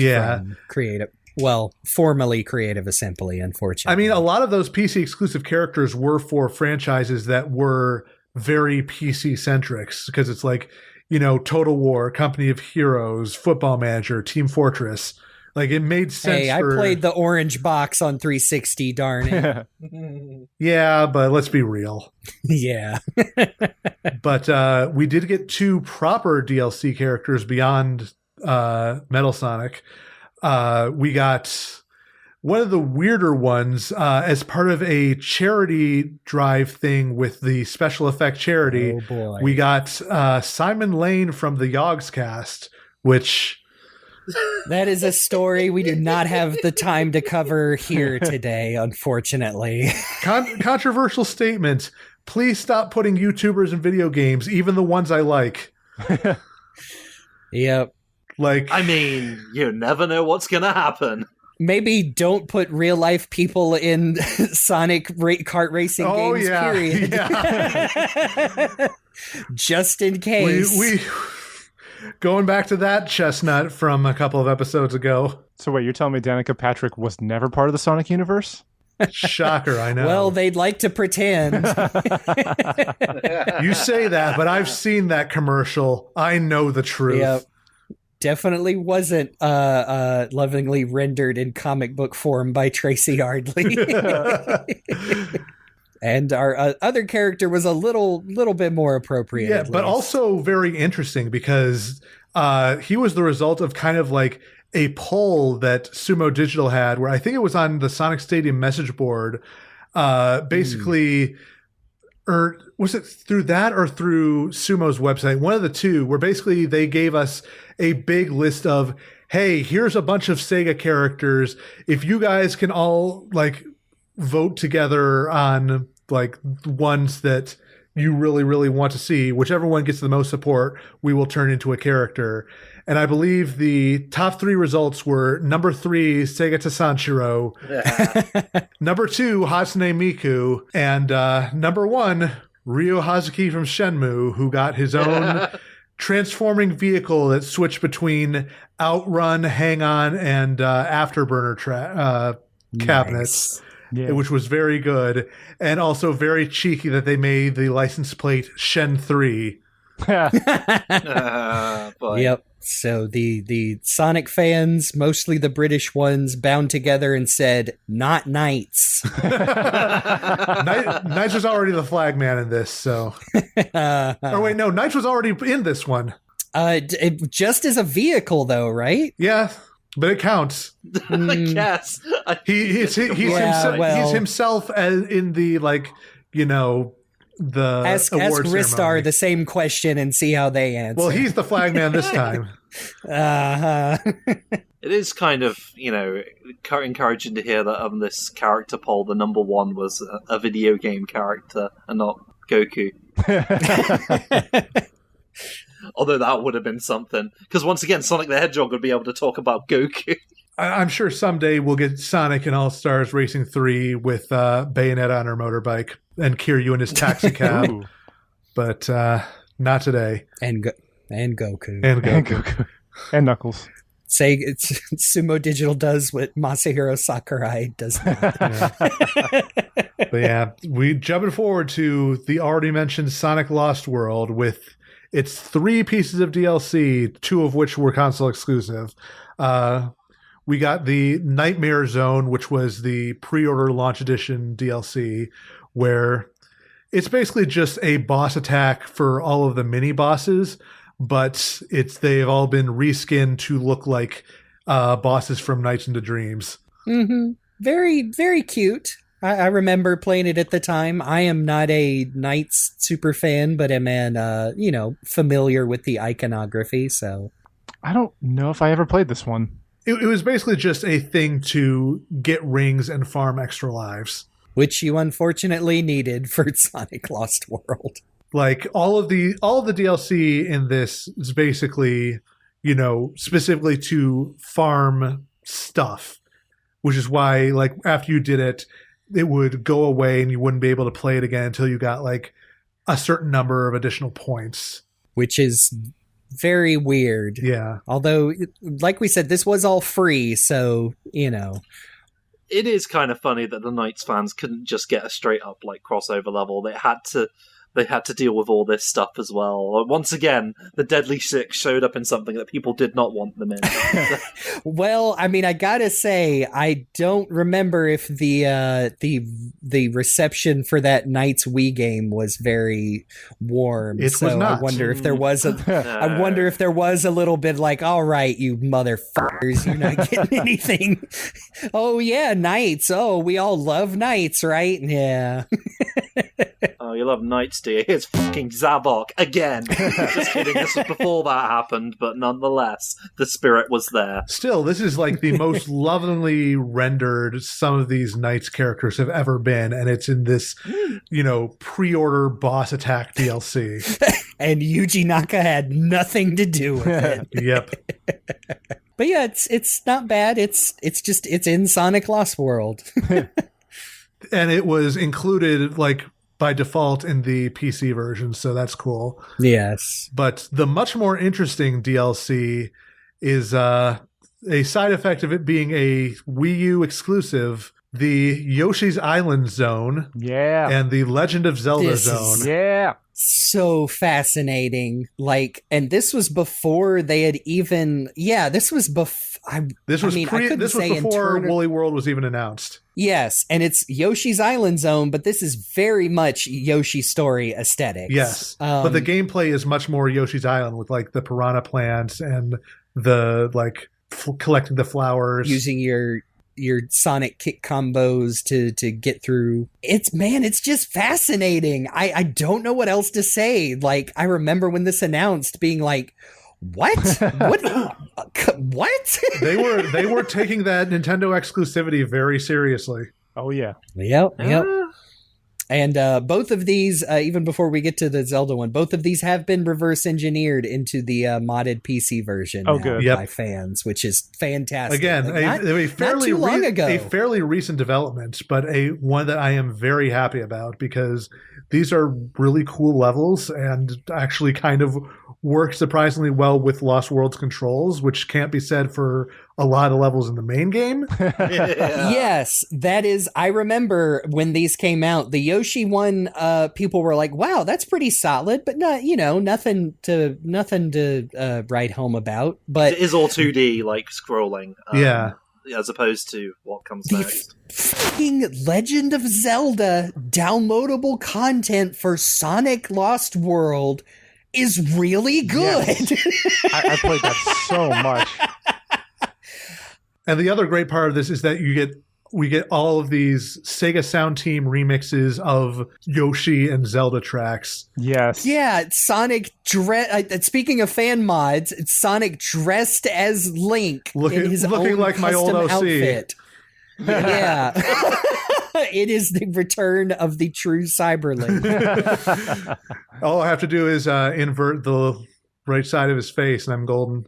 And you still have a DVD slot as well to the true CyberLink. But yeah, I remember finding this fascinating because it's the first part of this DLC is just an open space to run around in, and I'm like, this feels really good. I would love to see a Sonic game that does this, and I got my wish. Yeah. Yeah, because I'm looking at it and I'm like, they are really reaching out to some new frontiers here with Sonic. And it's such an interesting amalgamation of Zelda stuff too, because it's you've got stuff from Ocarina of Time 3D, which had just come out a few years prior. The Style Kids, those Cuckoos. It's the Twilight Princess castle in the background. Link is flying around as Loftwing because Skyward Sword was the most recent game at the time. Got the gossip stones. Yeah, you're collecting rupees instead of rings. Using a bomb to open up hidden passageways to the next part of the level. There's Gorons rolling around. And you can find there's no ring system in this. You have to find chests containing heart containers to increase your health, and it's just a traditional life bar system. It really is bringing back the memories of playing this on the Wii U back in the day and feeling like the best parts of Sonic Lost World are not until you finish the game and you're like, wow, I finally think I've gotten the hang of this game, and oh, it's over. I did everything. Man. But yeah, look at that little green tunic. What a cutie. Just saying, lads, it's so easy to do a crossover between Sonic and other properties if you're willing to do it and not just necessarily make it about the friggin' Olympics, which I guess ain't happening no more. Or to do it by, rolling a die in a fanfic generator. Not naming names. And Sonic collects the Triforce, one of very few Zelda titles to actually have that be an item. He used his wish to make his games good again. It took a while to kick in, but delayed response. Exactly. Had to kick out some curses in the sacred realm, I guess. Speaking of Wii U exclusive DLC, though. Uh-oh. Amazon exclusive pre-order skins that made the costumes glow. That's That it. looks cool. That's it. It's all Rise of Lyric deserves. Yeah, pretty much. Knuckles looking especially shiny as he proceeds to break the game by double jumping from. Since I mentioned it earlier, I'll give Lost Rise of Lyric that it did have some very well done character animations. Yep. That worked sometimes. Look at Tails' fit. It's yellow. It sure is. Had to get it out. Anyway, moving on. Moving on. We're not going to talk about this much because we already talked about it a lot, but Sonic Mania Plus. Yeah. Encore. Should arguably be the standard going forward if you're going to do paid DLC for a Sonic game, in my opinion. And it kind of was, depending on how you look at it, considering, the expansions that later games got. Yeah, again, we're not going to talk about it much because we already talked about it a lot in our Sonic Mania episode.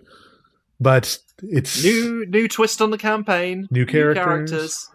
Not only a huge, quality of life improvements included in the base game, but tweaked things to, almost be a entirely new game. Arguably, I suppose. It's real good, and I'm glad it was made. It's got Ray Romano in it. God.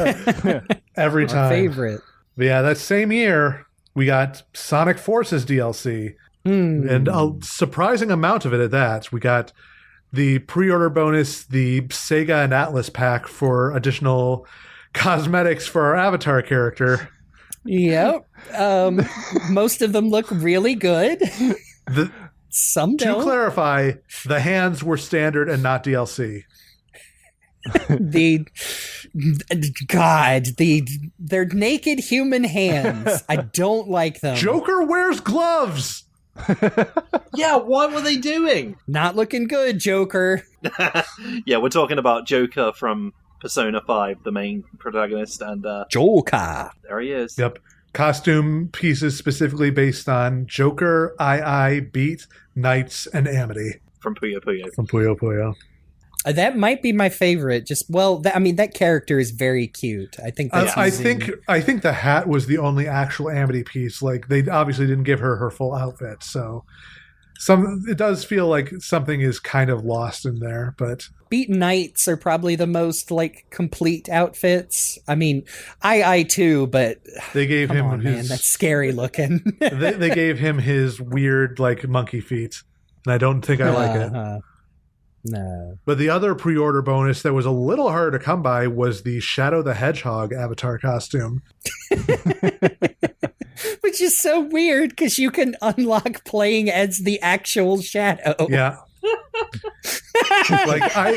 I never figured out the specific, I don't know, remember if it was pre-order exclusive on Steam or what, but I couldn't get it for a while until I found a weird exploit through Steam DB that let me add it to my account, which is dumb, and they shouldn't have had to do that, even if it was just a 99-cent download. Stop making things exclusive but still leaving up the pages for their thing to indicate that they exist, because otherwise that's just mean FOMO, and I don't like it. Yeah, because there's not even, you can't even give them money for it. Exactly. Oh no. Yeah. If you want your the character to wear a Shadow Kigurumi, I think you can still buy it on the console versions. I'm not sure, but it's weird, and I don't like that that's not a thing that you could easily get. but I'm glad that there are ways to get it if you know your way around. But probably the most interesting DLC is Episode Shadow, the 3-stage prologue to the game. Yes. Weak. Arguably, in my opinion, the best story content of Sonic Forces. Yeah. I believe this was one of the, Sonic Forces has a weird, period has a weird development history, but especially how the story was written was, I believe 3 different people are credited. I don't remember the first person off the top of my head, but they were a Japanese writer who is credited as writing the original scenario and dialogue. Then it was given off to the English team, which I believe included... Pontac and Graff. I don't remember. Yeah, was it still both of them at the same time? This was the last one they wrote for. Was given to the English team with a translation, which of course we know, of course, all of their stuff was approved by Sega, and then their version was given to Itaro Toyota, who is a Japanese writer as well, and was adapted back into Japanese. Which is fascinating. But then I believe Itaro Toyota was the main writer for Episode Shadow, which is why, if you're paying really close attention to the entire story of Sonic Forces, it seems a little more coherent and gooder. I would argue that this is basically required reading for the story of that game. Absolutely. I won't say it's infinitely better, but it's definitely not weak. Yep. I see you. Yeah, this was a cool prologue, and it's cool that you were able to replay any of the Sonic stages as Shadow. Anything that involved a cutscene, not so much. Yeah, I think you could also do the extra missions as playing in Shadow 2, and for some reason that felt nice on some of the really hard ones. If you're trying to get an A rank, I'm like, and I did it as Shadow. Yeah, I think there were only slight differences between the two, but it's cool that you were able to do it at all. I think this was a really good add-on. But that was not the last piece of DLC. We had 2 missteps immediately after. We had the free Sonic t-shirt for your avatar. Which any self-respecting person I know learned how to mod so they could replace it with whatever they wanted on that t-shirt. It's just mean-spirited. That whole era of Sonic promotion was kind of mean-spirited. Well, and I'm sorry, not even getting into the argument over the meta era, but specifically acknowledging Sonic as a thing, that was actual fan art that real people drew. Do they get credit for that shit? I don't know. Are you just using the it's Sonic fan art, so we as the corporation that owns him are allowed to use it whenever we want? But intentionally this time, as opposed to what happened in Transformed that one time. Yes, with the Sonya whatever. I just, and this is actually what do you call it? The second Sonic. I believe the original Sonic is the more round one with the the pinwheeling legs. I don't know, man. It's one of those oh haha, yes, this is an internet thing. Don't acknowledge it in your official product because then it's lame. And I'm not saying we know Sonic is shit. Like us, please. We know Sonic is bad. Please. At least it is their own drawing instead of literally taking the original drawing pixel for pixel. Okay. Yeah. Nevertheless, the only good, I think we've said it already. The only good Sonic joke is Crazy Carl in the first movie. Yes. And then we have to talk about Supersonic.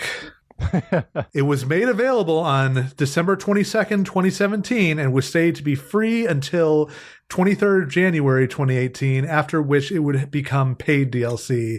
And then the internet rightfully bullied them into saying it would stay free forever. Yeah, because the problem with this was that people downloaded it, and it was Supersonic for modern Sonic and classic Sonic. And in Sonic Forces, that basically means it's just a skip level button. Like, Supersonic in Sonic Generations was also like, hey, he just starts flying on places, if your boosting is super, that he just starts flying through the level. You skip through quite a few things, but that was because it was like a reward. You cashed in your skill points for the Supersonic accessory that took up a whole, accessory bar in Generations. This is just... It just doesn't work in Sonic Forces. I'm sorry. Those levels, especially for modern Sonic, are more linear with less, people like to say, oh, the hallways, oh, whatever. But yeah, and Supersonic was just not well implemented. And the fact that... And that's the thing, like, even beyond just the implementation or, how simple it was to win with Supersonic, it's fucking Supersonic. This is a thing that you have included for free in every single Sonic game released since basically its inception, including in one you just released earlier that year, and you are trying to make us pay an extra $2 for it? Absolutely not. It's dumb as hell. Like, the thing is, we know that Supersonic isn't in the main story mode of Forces, like... I get that that's a separate thing, but you don't nickel and dime flipping Supersonic. I hate to, I can't back this up, but it sure seems like they were dipping their toe in the waters of what they could get away with. Yeah. Mm-hmm. And decided to go in similar but different directions with future DLC. Yeah, I think that Forces is really the first, sign of what we would come to see in terms of DLC added to future games, where it very much feels like Sega corporate is forcing us to put DLC in this game. We're going to either make it substantial or make it the most worthless additional thing possible so that nobody actually feels compelled to buy it. Yeah, not to get off on another tangent, but the latter really seems to be what they've done with the Like a Dragon series, which are content complete. But if you go into that DLC menu, there are so many just pointless bullshit packs you can buy. Didn't they make? I don't know if this is true, but Infinite Wealth, the most recent Yakuza Like a Dragon game.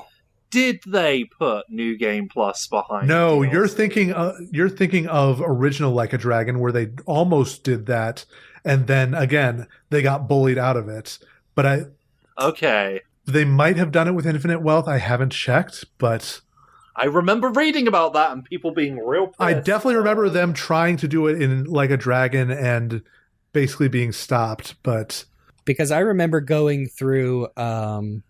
After their release, Zero and the Kiwami remakes still had the model of like, oh, you go up to, I forget his name, the Clown Man, and he'll just give you free packs. Oh yeah, Bob Utsunomiya. Yeah. And like there was still some paid stuff in those games, but it was very much like, here's a taste of some of the extra things. And, if you're bored with the game or stuck, here's a bunch of resources you can pay $1 for. But now it's almost as bad as the Tales of games, which also have the very similar model of DLC. I still remember being able to buy a level up in Tales of Vesperia back in 2008. Redonkulous. Sorry, I'm looking it up. This might be an older article, but New Game Plus is supposedly a part of the Infinite Wealth Master Vacation Bundle DLC. So I don't know if that's in the final version of the game, but the fact that that was even announced at all is yes, it is. It is New Game Plus in DLC. They got bullied out of it once, but apparently lightning did not strike twice. Yeah. God damn it. I really like the Yakuza games. What you doing? It's unfortunate. Like I said, it's hard not to think they are just testing the waters for what they can get away with. And not to, again, tangent, but is a Sega game. They be doing that with the Persona games now too. Like, I'm sorry, even if you are a Persona super fan, like any new title, you might as well wait 10 to 12 months for them to put out the real version of the game. I'm really looking forward to the answer being added to Persona 3 Reload, but should have been there to begin with and not pay for it. And once again, to be clear, this is all on Sega corporate. This is not on the dev teams. Oh yeah. Yeah, sorry. We have to be very specific because people are angry on the internet. And we are going to say that every time that 99.9% of the problems with the franchises we love, Sega or otherwise, is some rich asshole who doesn't even make video games making a decision. Yep. That's your cue, Jake. Speaking of pointless bundles and nobody needs, Sonic Colors Ultimate. Yeah. So we got basically it was the deluxe edition, but you can also buy them separately. We got 3 extra music remixes, gold gloves and shoes and silver gloves and shoes for Sonic, and then like a little aura and boost effect based on the movie so that he does the little lightning thing when he's running. And also little character profile icons based on the movie. So again, very unnecessary cosmetic things that don't really affect anything in the game itself. I mean, like you said, harmless. You're literally not missing anything if you don't have these, but it's there. Yeah. It's more like the other troubles that Sonic Colors Ultimate had that make it stand out is, so y'all had the movie DLC but couldn't, make sure it doesn't explode when you boot it up. But like we've said, that game is fine now for the most part. But jumping forward to Sonic Origins, again, going back to the Sega is making us do this, like this was probably the deepest hole just because of the chart. We can't talk about this without talking about the chart. The chart. Everyone, please consult the TV in the corner of the YouTube background because we're going to. Please remind me to make sure that I have the visuals for this episode because this is going to be one of the ones that really needs it. Yeah. Just for audio description's sake, it is what do you even call this chart? It's got to have a name, but it is an unnecessarily complimented chart for Sonic Origins, which is the collection of the first 4 classic Sonic games and all of the bonus crap included. And the only way to get almost all of it is to pre-order the digital deluxe edition. But I mean, talk about pointless bullcrap that nobody really cares about. Like character animation in the main menu. Let's dig into each of these individually. The main game, duh. Thank God. 100 bonus coins, those things that you can get just by playing the game. Yeah, to unlock other bonuses that are included. Mirror mode which is already unlockable in game. You just get it from the start, which is fine. Whatever. That's fine. That's a fine pre-order bonus. Unlock the thing that would take a long time to get otherwise. I immediately think of Goku Blue and Vegeta Blue in Fighters. Yeah. Hard missions. Just bonus missions for the challenge mode that are a little bit harder, only with the Digital Deluxe Edition or the Premium Fun Pack. The letterbox background, which is just put little borders around your 4x3 screen, which you might not even see most of the time if you're playing in the newer modes. Right. Not even to get into what classic mode is in Sonic Origins. And one of those borders is exclusive to if you pre-order, because of course. Character animation in the main menu so that you have little characters running around on those islands when you're looking through the games. Camera controls over the main menu islands so you can zoom in on those characters. Character animations during music islands so that you can look at little pixel animations of other characters during the sound test, and additional music tracks from the Mega Drive and Genesis titles 3D Blast, Spinball, and Chaotix. which is its own separate music pack aside from the freemium fun pack, all of which is in the. I remember when some of us read that and were like, "Oh, are they going to include the actual Sonic 3 and Knuckles track?" No, of course not. No. And some of the music tracks were mislabeled until the first update. It's ludicrous. Look at this. There's 5 of them. There's 5 things, and they like it's a weird little like spreadsheet. But there's the top. It's like, well, what versions are there? The standard edition, Start Dash, which pack, is everything you get from pre-ordering. Premium Fun Pack, which is just a DLC, which wasn't available right away. Classic Music Pack. And Digital Deluxe Edition. And I feel like I'm playing bingo. And as we've established, that doesn't work well in Sonic. I get it. Look, it's at the end of the day, it is just pointless crap that you don't really need. You're not really missing out on anything. But it's the principle of the thing. And we're not, we're not out here calling for boycotts and whatever. And I'm willing to bet the people that did ended up buying this game anyway, because they always do.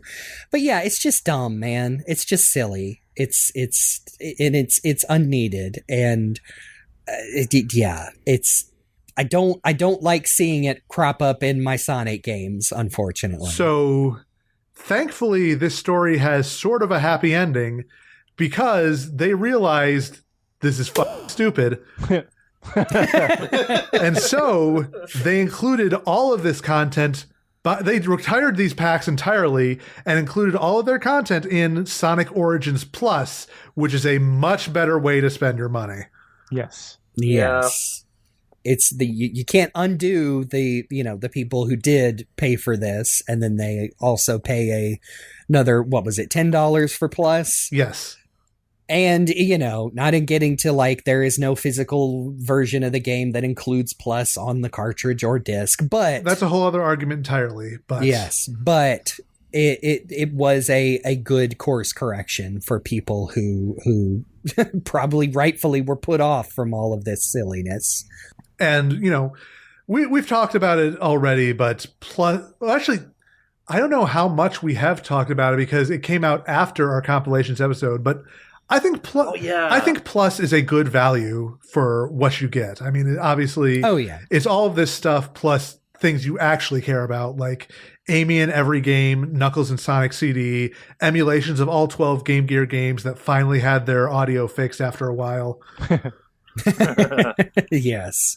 Yeah, Origins is another. I mean, I would put it above Colors Ultimate. Is like Origins now, as Origins Plus, is a perfectly cromulent collection of these games. It's not perfect. We've said this ad nauseum on this show. It's not perfect, but it's not perfect. No Sonic Classic Collection ever could be because of situations out of everybody's control. Yeah, for $40, like, I think I would be very comfortable recommending Origins Plus, the bundle, to somebody who does not already own it. Oh yeah, especially since it's one of those that goes on sale constantly. Like I've seen the physical disc in like Walmart for $20. Yeah. But it doesn't have the Mega Collection soundtrack or any of the Archie covers, so I don't know, man. Yeah. But it does have some IDW covers, so. True. And it has all of Mania Adventures. Sonic Mania Adventures in uncompressed 4K, so that's nice. Yeah, it's not everything Mega Collection has, but it's got really amazing stuff of its own. So yeah, like Origins Plus as it is now, I would recommend to people in a heartbeat, even at full price. But yeah, that's that moves us on a little bit to later that same year with Sonic Frontiers, which got a lot of DLC love. Sure did. Holy crap. Yeah, it's even interesting to call all of it. It's not the same kind of DLC. Like I remember a Sega employee even tweeted, against the argument when the roadmap was announced, that people were like, "Oh, so the game wasn't finished," and they snarkily explained that no, that Sega Service Games, if you didn't know, that's what Sega stands for, was providing a continued support and service for a very well received Sonic game. Yeah, obviously the quality of life stuff that came as time went on was great, but it's not like Forces was not content complete at the time it was released. Mm-hmm. I mean, you can draw yourself into knots trying to convince yourselves that it wasn't, and there are, some odd decisions with like hard mode and the true final boss but no, I really think it's incorrect to say, oh, they put out a half-finished game and had to make up for it. No, obviously not what happened. Yeah, I don't think we're going to go super deep into Frontiers because we do want to do like a revisited episode giving a proper look to all of the stuff that was added over the following year after it came out. So, but we can at least talk about some of it, like specifically the stuff that was released as separate DLC. So, the pre-order bonus gave you the Adventures treasure box with basically just extra collectibles, the red seeds, some extra cocoa. Can basically give you a stat boost right from the jump, which, fine, whatever. The digital deluxe version was more of the same, but it also gave you a special pair of adventurer's boots and gloves. I mean, slightly reminiscent of that Zelda outfit. A little bit. Little bit. Big old brown gloves and thick boots. Mm-hmm. Some exploring, stomping boots. Throwing a scarf, and Sonic could be doing his Nathan Drake cosplay. Yeah, see, I kind of wish it had a little more to it, but then they were very with the most of the outfits were like, oh no, just gloves and shoes until the other updates. Yeah, the next one is probably the most interesting of the free stuff we got. The Monster Hunter collaboration DLC, where we got 2 different forms of Rathalos armor for Sonic, and then a little cooking mini game you could do in Big's fishing holes. It's so silly. It's I can't remember. Do you get coins or for doing the little cooking thing? I think you get coins if you cook it perfectly. Yes, which is not hard at all. It's all about timing. Yeah. You can base it on, I think, a tell from Sonic and the music. But yeah, if you're tired of fishing. Which is very true to Monster Hunter. Yes. If you're very tired of the fishing and want to get some resources, just sit there and tap the button a couple of times. Strangely, not the only time that Sonic has crossed over with Monster Hunter, but this one is particularly cool, I think. I mean, he did fight Rathalos in Smash Brothers. That's that. Yeah, they sure did. They're cool. I'm not a Monster Hunter person, mostly because I'm scared I would get obsessed with those games, and I don't want to. I feel that. That's the same reason I haven't started Final Fantasy 14. Yeah, there you go. I've seen what it does to people, man. I mean, critically acclaimed MMORPG. Online RPG? No, we can't. We can't. We're going to activate someone. No. We might have to someday if they ever add Sonic DLC, but I don't think that's a risk. Speaking of which, probably not, we are not talking about Sonic DLC in other games. So no Monster Hunter, no Minecraft, none of that stuff. That would have to be an episode of its own. But doesn't Sonic count. As DLC versus Sonic in Sonic DLC. Yeah. Sorry, just look. Whenever I saw Sonic in that Rathalos armor, I was like, "Oh, Sonic in armor!" And suddenly, like, I can imagine like countless Sonic fans in the world. Suddenly, the ears prick up. It's their siren song.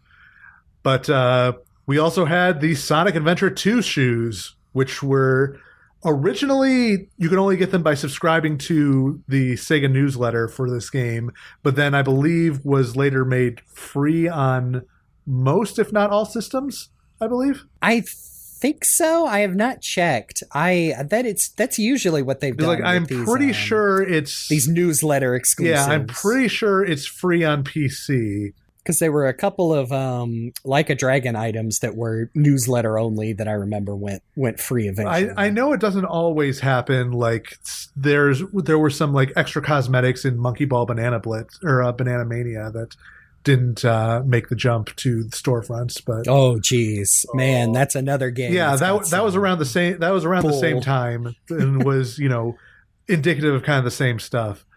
But okay, yeah, it's on Steam. Steam for free. Okay. I'm not going to bother checking consoles, but I'm going to assume most, if not all of those also have it for free. And they're very nice. My first playthrough wore them as much as I could. It makes sense. You're grinding everywhere in Sonic Frontiers in more ways than one. But there's look at those shoes. Yep. It feels like it's going back to good days of Sonic. So this game does. So is that their official name, the Sonic Adventure 2 shoes? Yes. Like we have discarded the soap branding forever. Yes. Just like many Sonic fans discarding the soap. No, I'm kidding. They're not Melee players. I'm one of them.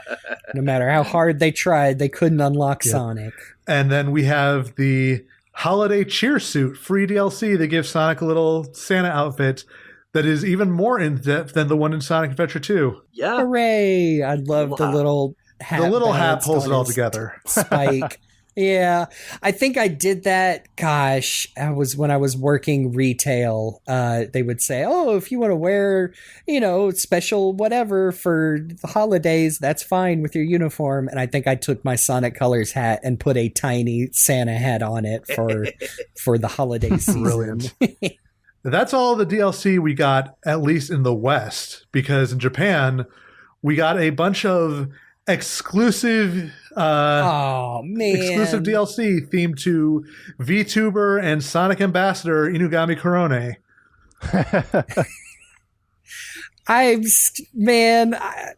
I'm so mad. Like the reason you should be mad is the fact that there were multiple pieces of DLC and they were all exclusive to different retailers. Yeah, like 7-Eleven but why couldn't this be a wide release thing eventually? It got ripped and is moddable into the game It's weird because people love her here. Yeah. She loves her English audience. That's why she does those. I think Sega just did not realize that VTubing had as much of an audience in America as it does. Yeah. And I'm hopeful that the fact that they literally made a VTuber into a character in Sonic or in Like a Dragon Infinite Wealth is an indicator that they kind of realize, oh, yeah, people get it. Yeah, Korone is also the ambassador for Sonic Shadow Generations, if I remember correctly. She's got a whole new outfit and different puppy ears and all kinds of stuff. Bringing in a YouTuber as a Sonic ambassador, and it worked out really well. Yeah. And I mean, I am not a VTuber person. I don't understand the whole community. I know who Korone is though, because she's funny. She's got some great clips. And she really likes Sonic. She loves Sonic. Big into Knuckles. Imagine that. A VTuber who's really into Knuckles. Perish the thought. The shadow of Mika looms over us. There were 3 different pieces of Korone DLC. It was a pair of Korone-themed shoes for Sonic. Oh, that's cute. A sound effects pack so that she would vocalize all the different sound effects for like boosting, using springs, and getting rings. Just as funny as you would imagine. It's really funny. And then the Cocos were all reskinned to look like Listener-san, her viewers. Look at those guys. It's so funny. Yeah. And there were a couple other outfits included in the the free updates, but we like we said, we want to give those their own due and we will talk about those in detail when we do our Frontiers Revisited episode. I love that the Steam community page that you're looking at the Corona DLC on has instructions on how to put it in the Hedgehog manager. And then we come to the most recent release game to have DLC, Sonic Superstars, which again had a lot of it. Yeah, man. I'm still waiting on the other shoe to drop on Sonic Superstars, to be honest. Yep. I bought the deluxe version. Yeah. Hey, I did too. But not all of this comes in the deluxe version, and some of it you had to be lucky and get it while it was free during that half hour it was glitched after it came out on Steam. Oh, yeah. Or just be a real weirdo in terms of how you get some of this. But let's go through individually. We had the Lego Sonic skin, which was free to download on all systems, and it's super cute. Yep, it's that old Lego Sonic. Oh, there's some disconnect because it's the modern Lego Sonic minifig. Same thing with Lego Eggman, which was a pre-order bonus that I don't think you can get on any of the consoles, even with the deluxe edition. There was the Lego Fun Pack with Lego Tails, Knuckles, and Amy, and the Lego Green Hill Zone stage for multiplayer. Oh, you know what? I take that back. I did not get the digital deluxe because I think I got it from either Amazon or I think it was Amazon or Target because I wanted the cute little, what was it? The standee. And of course they didn't send me that. And then I think the game went on sale like a week later and I managed to get the difference back. So everything's coming up Millhouse. There's also it's part of the DLC edition. It's like the Modern Fun Pack or something where it includes the skin. It's called something silly. It's something like that, where it's the skin for Sonic based on his original Rabbit concept art design, the Mecha Sonic skin for the multiplayer robots, a bunch of extra backgrounds for the main menu, just little stuff like that. They're really cute. I'm looking at the rabbit skin because he is just just called a rabbit here. I remember there was a time where people called him Feels the Rabbit, and I don't know where that came from. But it has it kind of concerns me that it has people have pointed out it does sound like a command or like something you might want to do. I feels this. do not go down this rabbit hole. No, feel the rabbit XXXY. The rub rabbits on your Nintendo DS. Yeah, it's interesting stuff, but we also got a bunch of other free / pseudo free stuff, including the modern Amy costume for classic Amy, which is adorable. Yep. That was the newsletter bonus for this one. That one did come out eventually, for free download. Or no, that was paid, but it did come out eventually for people to buy. What else? There was the Shadow costume for Sonic. Yeah, the Kirigumi. It's so good.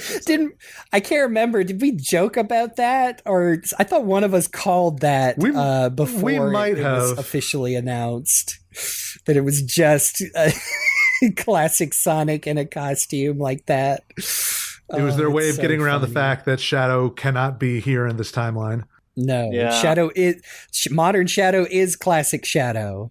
Then we had Waitress Amy, who was, at least in the U.S., originally could only be earned with points earned from ordering at IHOP, the International House of Pancakes.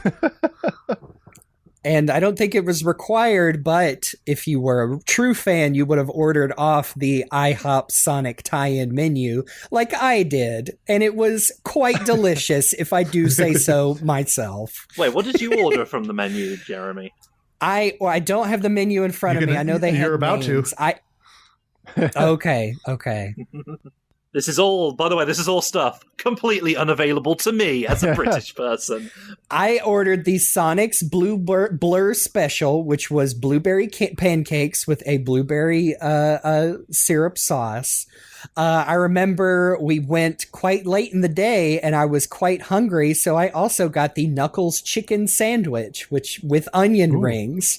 Oh. And then because I am such a nice boy, I took my mother out with me and she ordered the Dr. Eggman's Benedict. Oh, nice. And, hey, man, it was all pretty good, I will say. It was also the only time I've been to IHOP in my life. Really? So Of course. I had no comparison. No, I'm a Waffle House man. Yeah, my brother. We don't have Waffle House up here, so I do generally go to IHOP for my.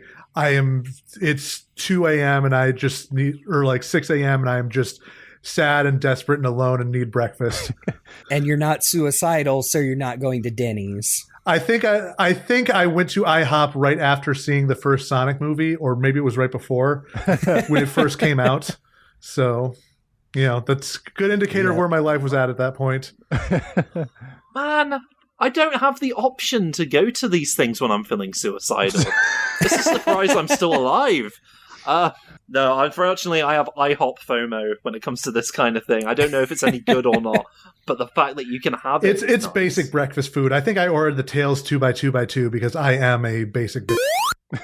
I mean, that is basically an all-star at Waffle House, which is, yes, you don't want to think about it. You just want the coffee and the food immediately. Yeah, just eggs, pancake, and bacon or sausage. Inexplicably, there's not as much of a fascination with it over here. There are places where you can get breakfast stuff, but not all-day ones or things where we have our own breakfast culture here, but there's not the whole pancake thing here. And it makes me upset because I want it. A proper English is I'm going to make a bold statement as an American, is an undisputably delicious spread of food. It's true. So.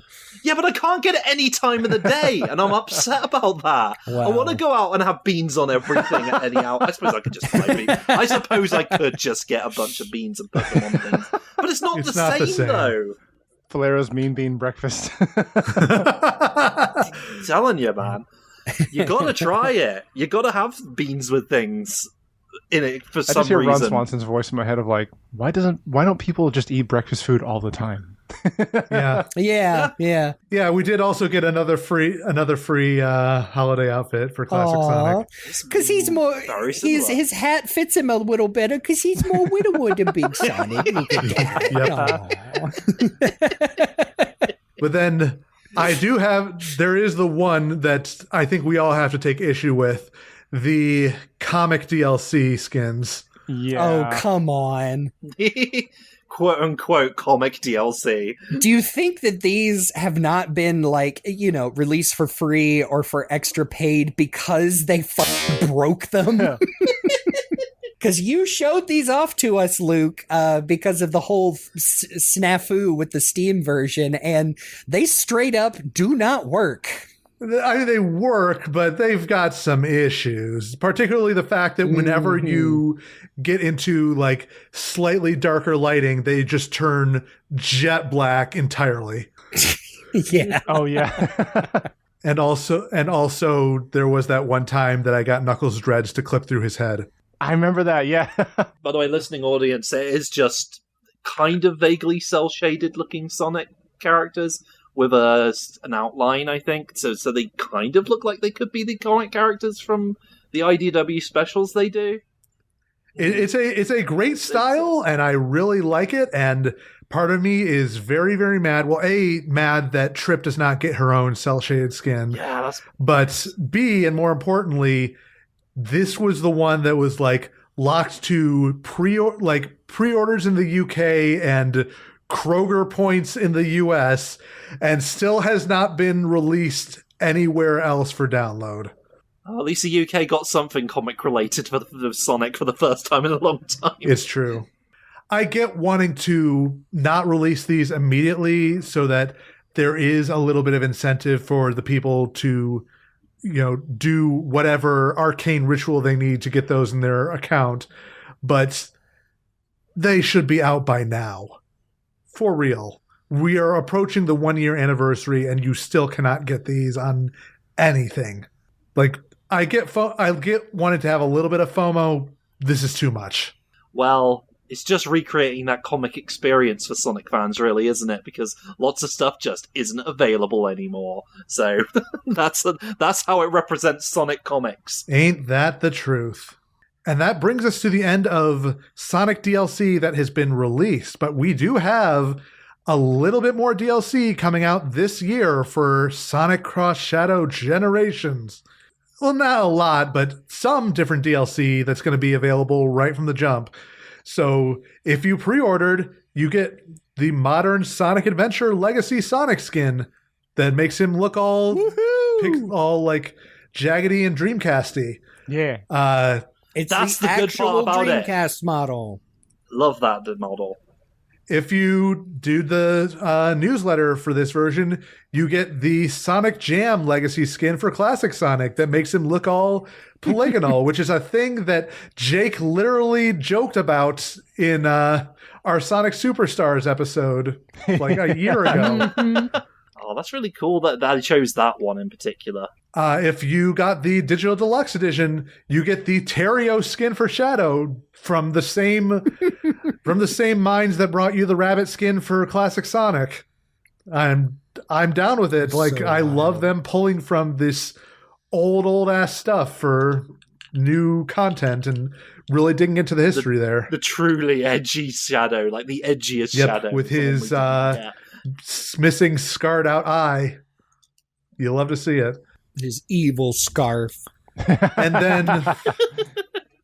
then the one piece of console exclusive DLC, which is still incredibly weird, is some sort of extended version of the Sonic or the Shadow Dark Beginnings prologue animations, which I have no idea how that is going to, fit into the game, into whether it's going to be like a separate thing or what it's going to be like.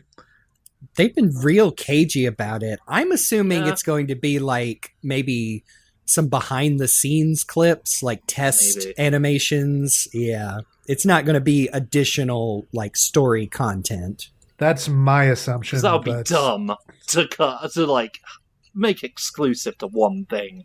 Yeah, like you said, Jeremy, this is their way of making up for never putting out the Casino Night Pinball again on PlayStation 3. Everyone who's playing the game right now while listening to our podcast, because it comes out the very same day, apparently, let us know what happened with that. Yeah, I'm realizing that we won't be able to record a drop-in because it's coming out day of. I was just going to say...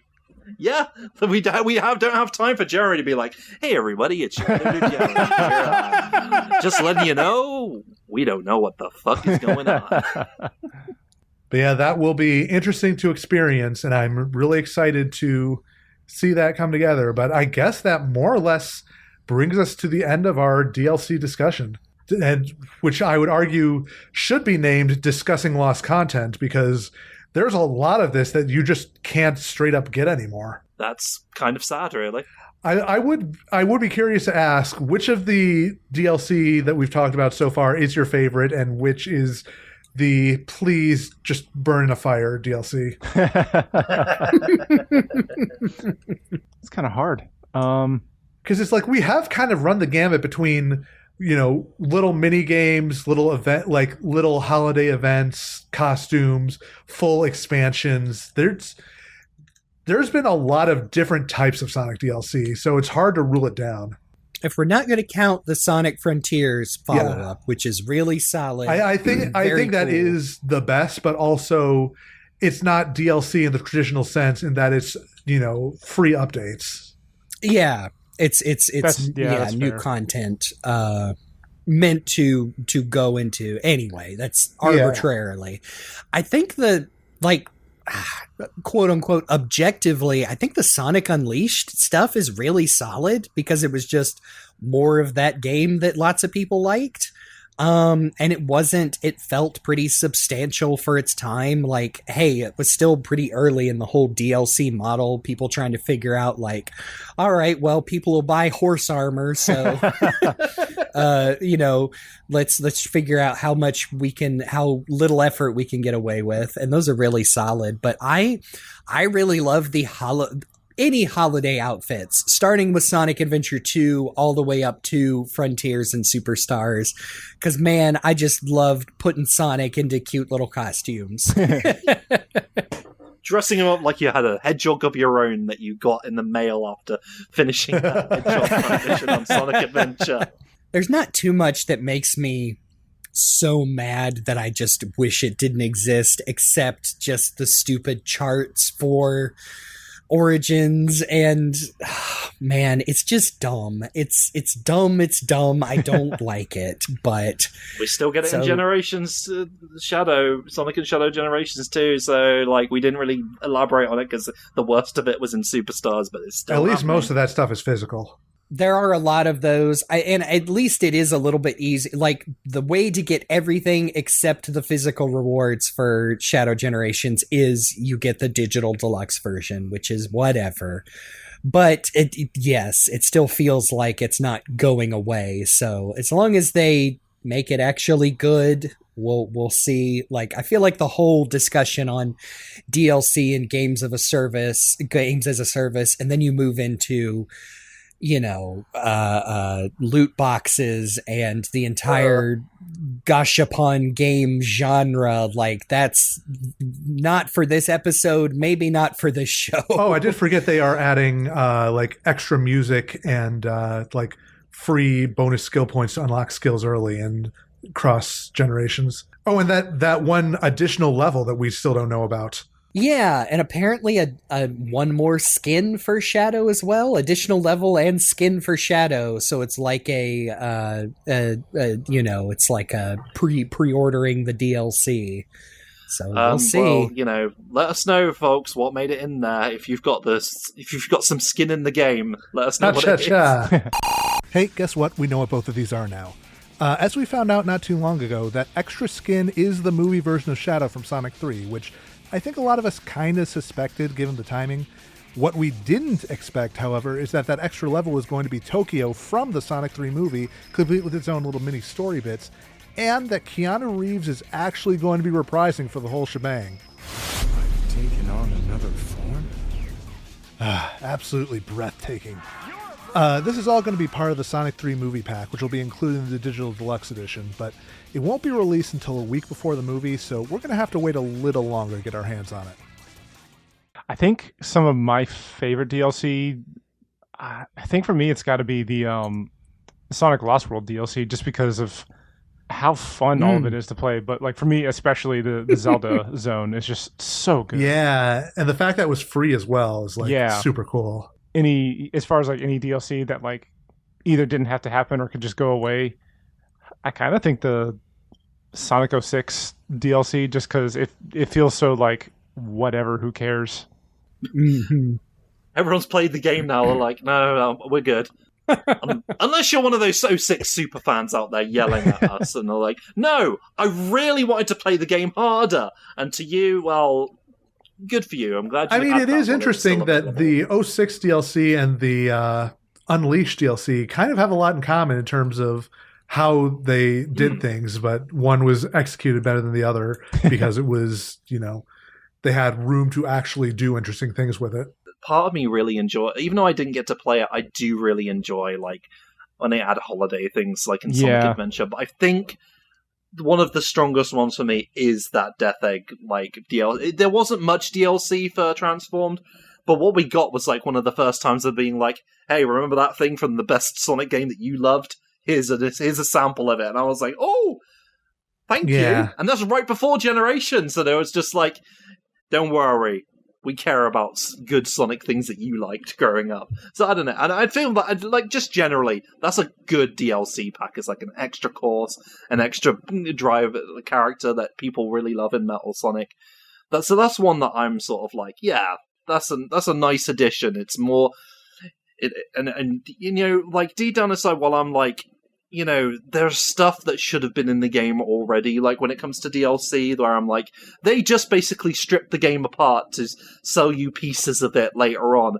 And listen, I'm a Mass Effect fan, and I was there when EA took over, and I saw that happen, and even though some of my favourite experiences of that game are DLC, shouldn't have happened to begin with, but yeah, I don't know what's, like, the worst of that, other than I'm sorry, we're going to dunk on the chart forever because, like, anytime you're, like, splitting things up amongst actual releases or, like, versions of the game, that sucks, man. I'd hate that entirely. You should have I suppose you do technically now have the option, because of Plus Origin, to play it as intended, but when you're splitting stuff up, that's where I'm just like, no thank you. Come on. So that's about it for me. It's definitely a tough one. I think that the ones that the DLC I find the most interesting for sure is all of the Sonic Adventure events, just because of how much they were able to do with so little. But in terms of my favorites, I would probably have to say it might be Episode Shadow, because it was a bright spot on an otherwise just kind of game that actually, like, it was a pack that made the base game better by extension, which is, you know, something that good DLC should be able to do. And I also really like the Monster Hunter costumes for Frontiers, but if I had to pick one that I just want to get rid of, never even think about again, they should have stopped their Forces DLC after the stuff that was available on launch day. Like the Sonic t-shirt, why even? And Supersonic was obviously so caught up in, you know, corporate bullshit that's just like the whole thing is tainted. And if they had put Supersonic in as standard and gotten rid of the Sonic t-shirt entirely, Sonic Forces would have had a perfect DLC suite, I think. Yeah, it is interesting that the one you like is better than the main game. Yeah. Episode Shadow is definitely a bright point, despite it being about the darkest character in Sonic. But I do think that as a whole, it's really cool that, you know, the DLC did really, in a lot of cases, it did really add something to the games. Like, you know, it gave us more Unleash for the people who really like those levels. It gave us, you know, a full extra campaign for Frontiers and like the extra stuff for Forces. It gave us, you know, obviously Mania Plus and Origins Plus were huge additions. And even just the little stuff like the Lost World DLC, the extra tracks in the racing games, the Casino Night stuff. You know, I would say that by and large, most of the Sonic DLC has been good, aside from the stuff that was mostly just to appease their corporate Sega overlords. Like you can tell the difference between DLC that the developers really like cared about and wanted to do cool things with, and the DLC that are just there so they could put that they have a DLC roadmap on the box. That's basically it. Not sure what else to say about it than that. Yeah, the stuff that actually adds something to it versus the stuff that should have been there to begin with. That's it. DLC in itself is such a complicated topic to talk about because more often than not we're having these conversations of being like, shouldn't that have been there to begin with? I don't know. So when you can actually look at that and be like, oh, I like that they added that. That's nice. I'm actually glad I got to pay for that. Then yeah, you've got something good on your hands where people are happy about parting with their money more after paying or probably way too much to begin with these days in video games. Jesus Christ, have you seen the prices of some of these things? Oh, wait for a sale, please. Sonic Superstars players in particular. I think it ultimately comes down to what the DLC is and when it's released. Like if, you know, months after a game, it's like, oh, hey, Sega put out this little extra skin for Sonic for the holiday that's like free or $1 or whatever. It's like, oh yeah, that's not something that I feel like I'm missing out on if, you know, or that was like taken out of the game. I'll toss them a couple bucks for that. You know, it ultimately depends on how it's rolled out, I think, and what the content itself is. if it's made, like, especially if it's made later, like, not right away, like, you could say, oh, the game's unfinished. No. If it's something that's made later that's got me going back, hey, I want to play that game again now because there's a little extra thing that they've added to it, then yeah, sure. Yeah, like, if they had put, like, the Final Horizon expansion for Frontiers out as, like, a $10 paid thing, I'd be like, oh, yeah, no, that makes sense. Like, there was clearly a lot of work put into this, and it adds a lot of substantial new content. Yeah, I'm okay putting down $10 for this thing that was clearly made post-game. And you know what? But it coming out free was just the way I liked it because, well, we'll talk about it. We will talk about it. Yeah, I'm generally happy with most of this DLC, aside from the obvious, and I'm interested to see what they continue to do going forward for future Sonic DLC. Ideally, I would love to see more, like, new levels added, but that's probably a bit too big of an ask, considering how much goes into making a single Sonic level. I think I really like just the whole Sonic Frontiers game experience that they ended up, like, their journey that they went on, because they ended up putting out just a really good, solid game overall, and then they realized, oh, hey, people really like this. Let's just make more things for it, including more story and more levels and stuff, and most of which you don't have to pay for. Yeah, exactly. Yeah, and it'd be really cool if they just stuck to that concept going forward. But of course, they are a business; they need to make money, and as long as the content that we're paying for is worth the investment, then, like, Episode Shadow. Which, wait, did I mess Episode up? Shadow was free. That was free. Never mind. As long as the content is that we're paying for is, like, worthwhile, then, like, I'm okay throwing down, like, $5 to maybe $10 depending on, like, what all is in there. It is interesting when you really think about it, that a lot of the most substantial content is free, and the, like, the more nothing or minor content is paid, when you do feel like it would be the other way around. I feel like that's kind of what we've settled into as far as, I think the other big thing that was not present when DLC was at its height in, like, the early 2000s is the season pass, which I think is a big thing, which is, I mean, depending on the kind of game, I guess when I'm thinking season pass, I'm usually thinking of games like Alan Wake 2, which they're like, hey, they are announcing at the beginning, we are going to make additional story content for this game. You can entitle yourself to it for a cheaper price by purchasing it now, versus, like, a season pass or a battle pass in a Fortnite or other online multiplayer heavy game. But I don't know. I feel like we kind of have settled into for games like Sonic, or like we even said, like a Dragon, that anything big coming after has been part of, like, free updates for a while. And it's only little things that they are, for lack of a better... stuff to incentivize for their deluxe editions. Yeah, basically little stuff like that. You say, like, oh, I guess I'll pay $1 for this extra thing, or even, like, I have issues with it, but, like, even Capcom has done that with their Resident Evil remakes, where, like, most of their DLC is either purely cosmetic or is sold down the line, pre-order bonuses, but it's nothing that you feel, that you're losing out on. And again, sorry to keep saying this, like, the ethical discussion of, like, having, hey, it's optional. You don't have to spend the $2 on this unlock thing, but you can. Like, I feel like that is a separate thing, but yeah, it's just interesting how something that we would consider as such a big part of gaming is not that old at all, and it seems to go through lots of cultural changes depending on things that succeed and things don't. And Sonic has kind of been there through every phase of that development.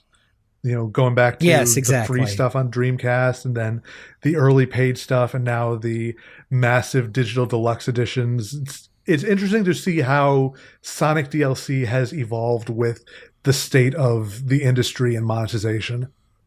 Yeah. Well, we got really extra with this discussion, I think, talking about extras in games. Don't worry, listeners. You don't have to pay anything else to get an extended version of this episode. No. You can download it for free. Like good DLC.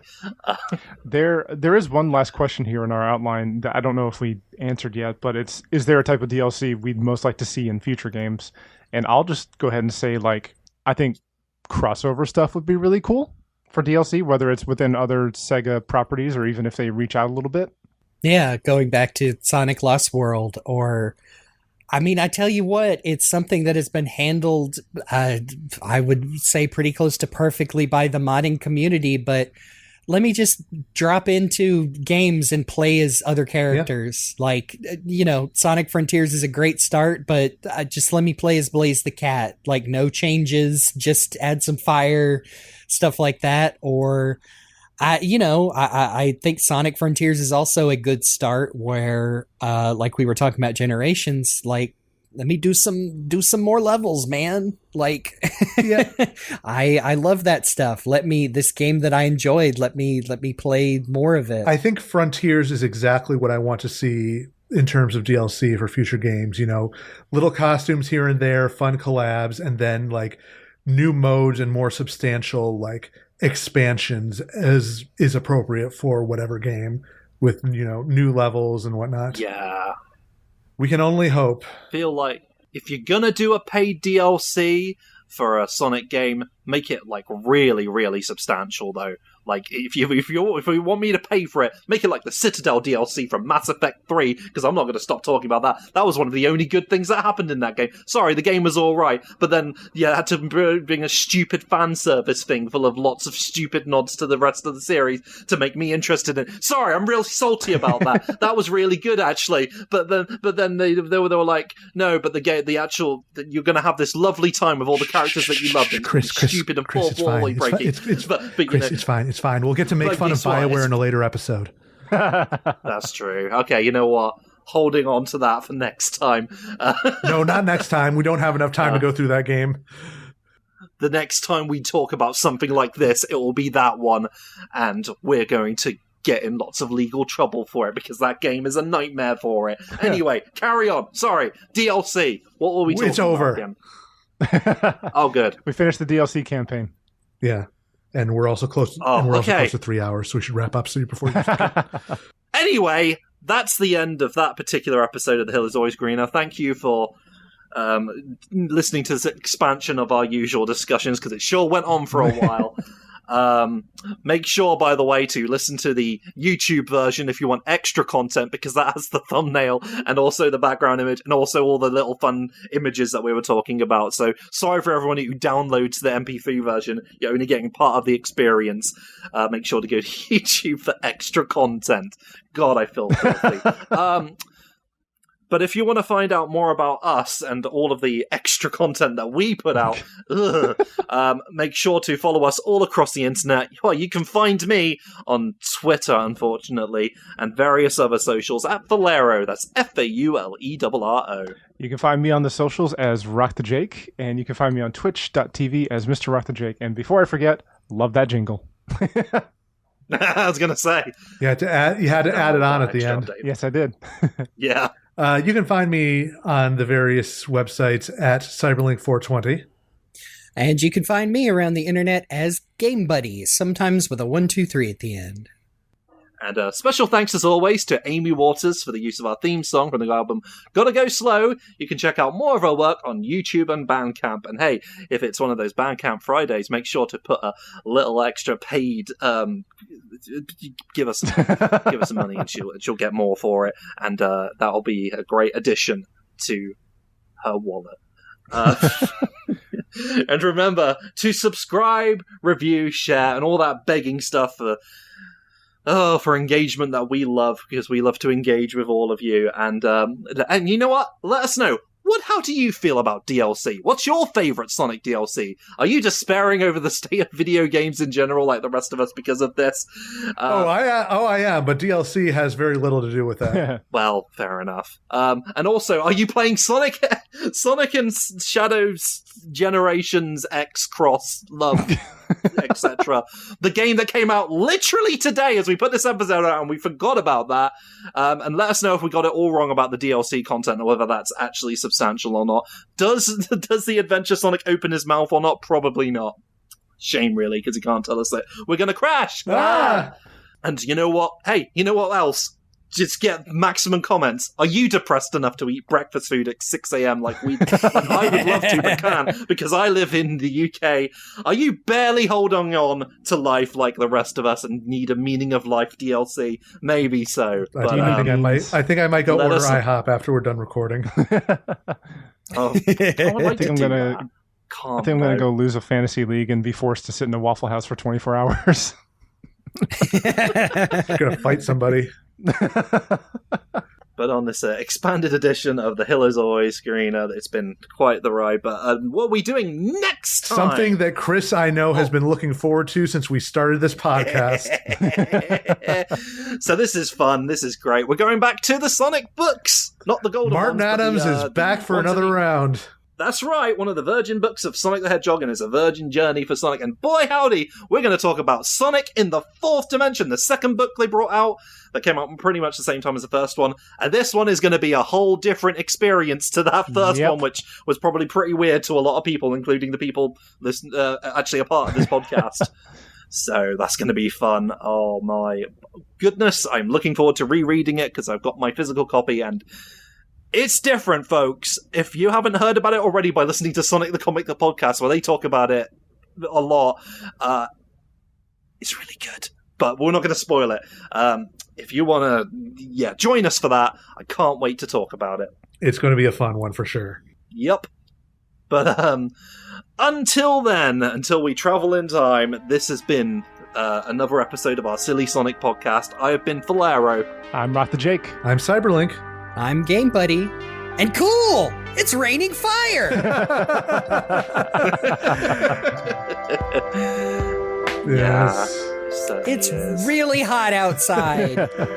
I'm sorry. This has been The Hill is Always Greener. And we'll see you on the other side. Maybe in DLC. I don't know. I think I've exhausted all the jokes about that. We're not Osiris Wrathing this. You don't have to pay for our ending. Oh, yeah.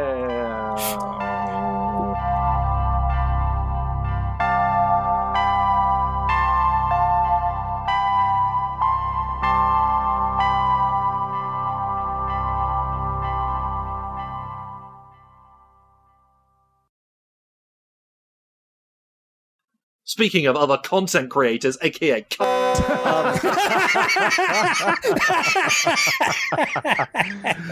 moving on. Bark.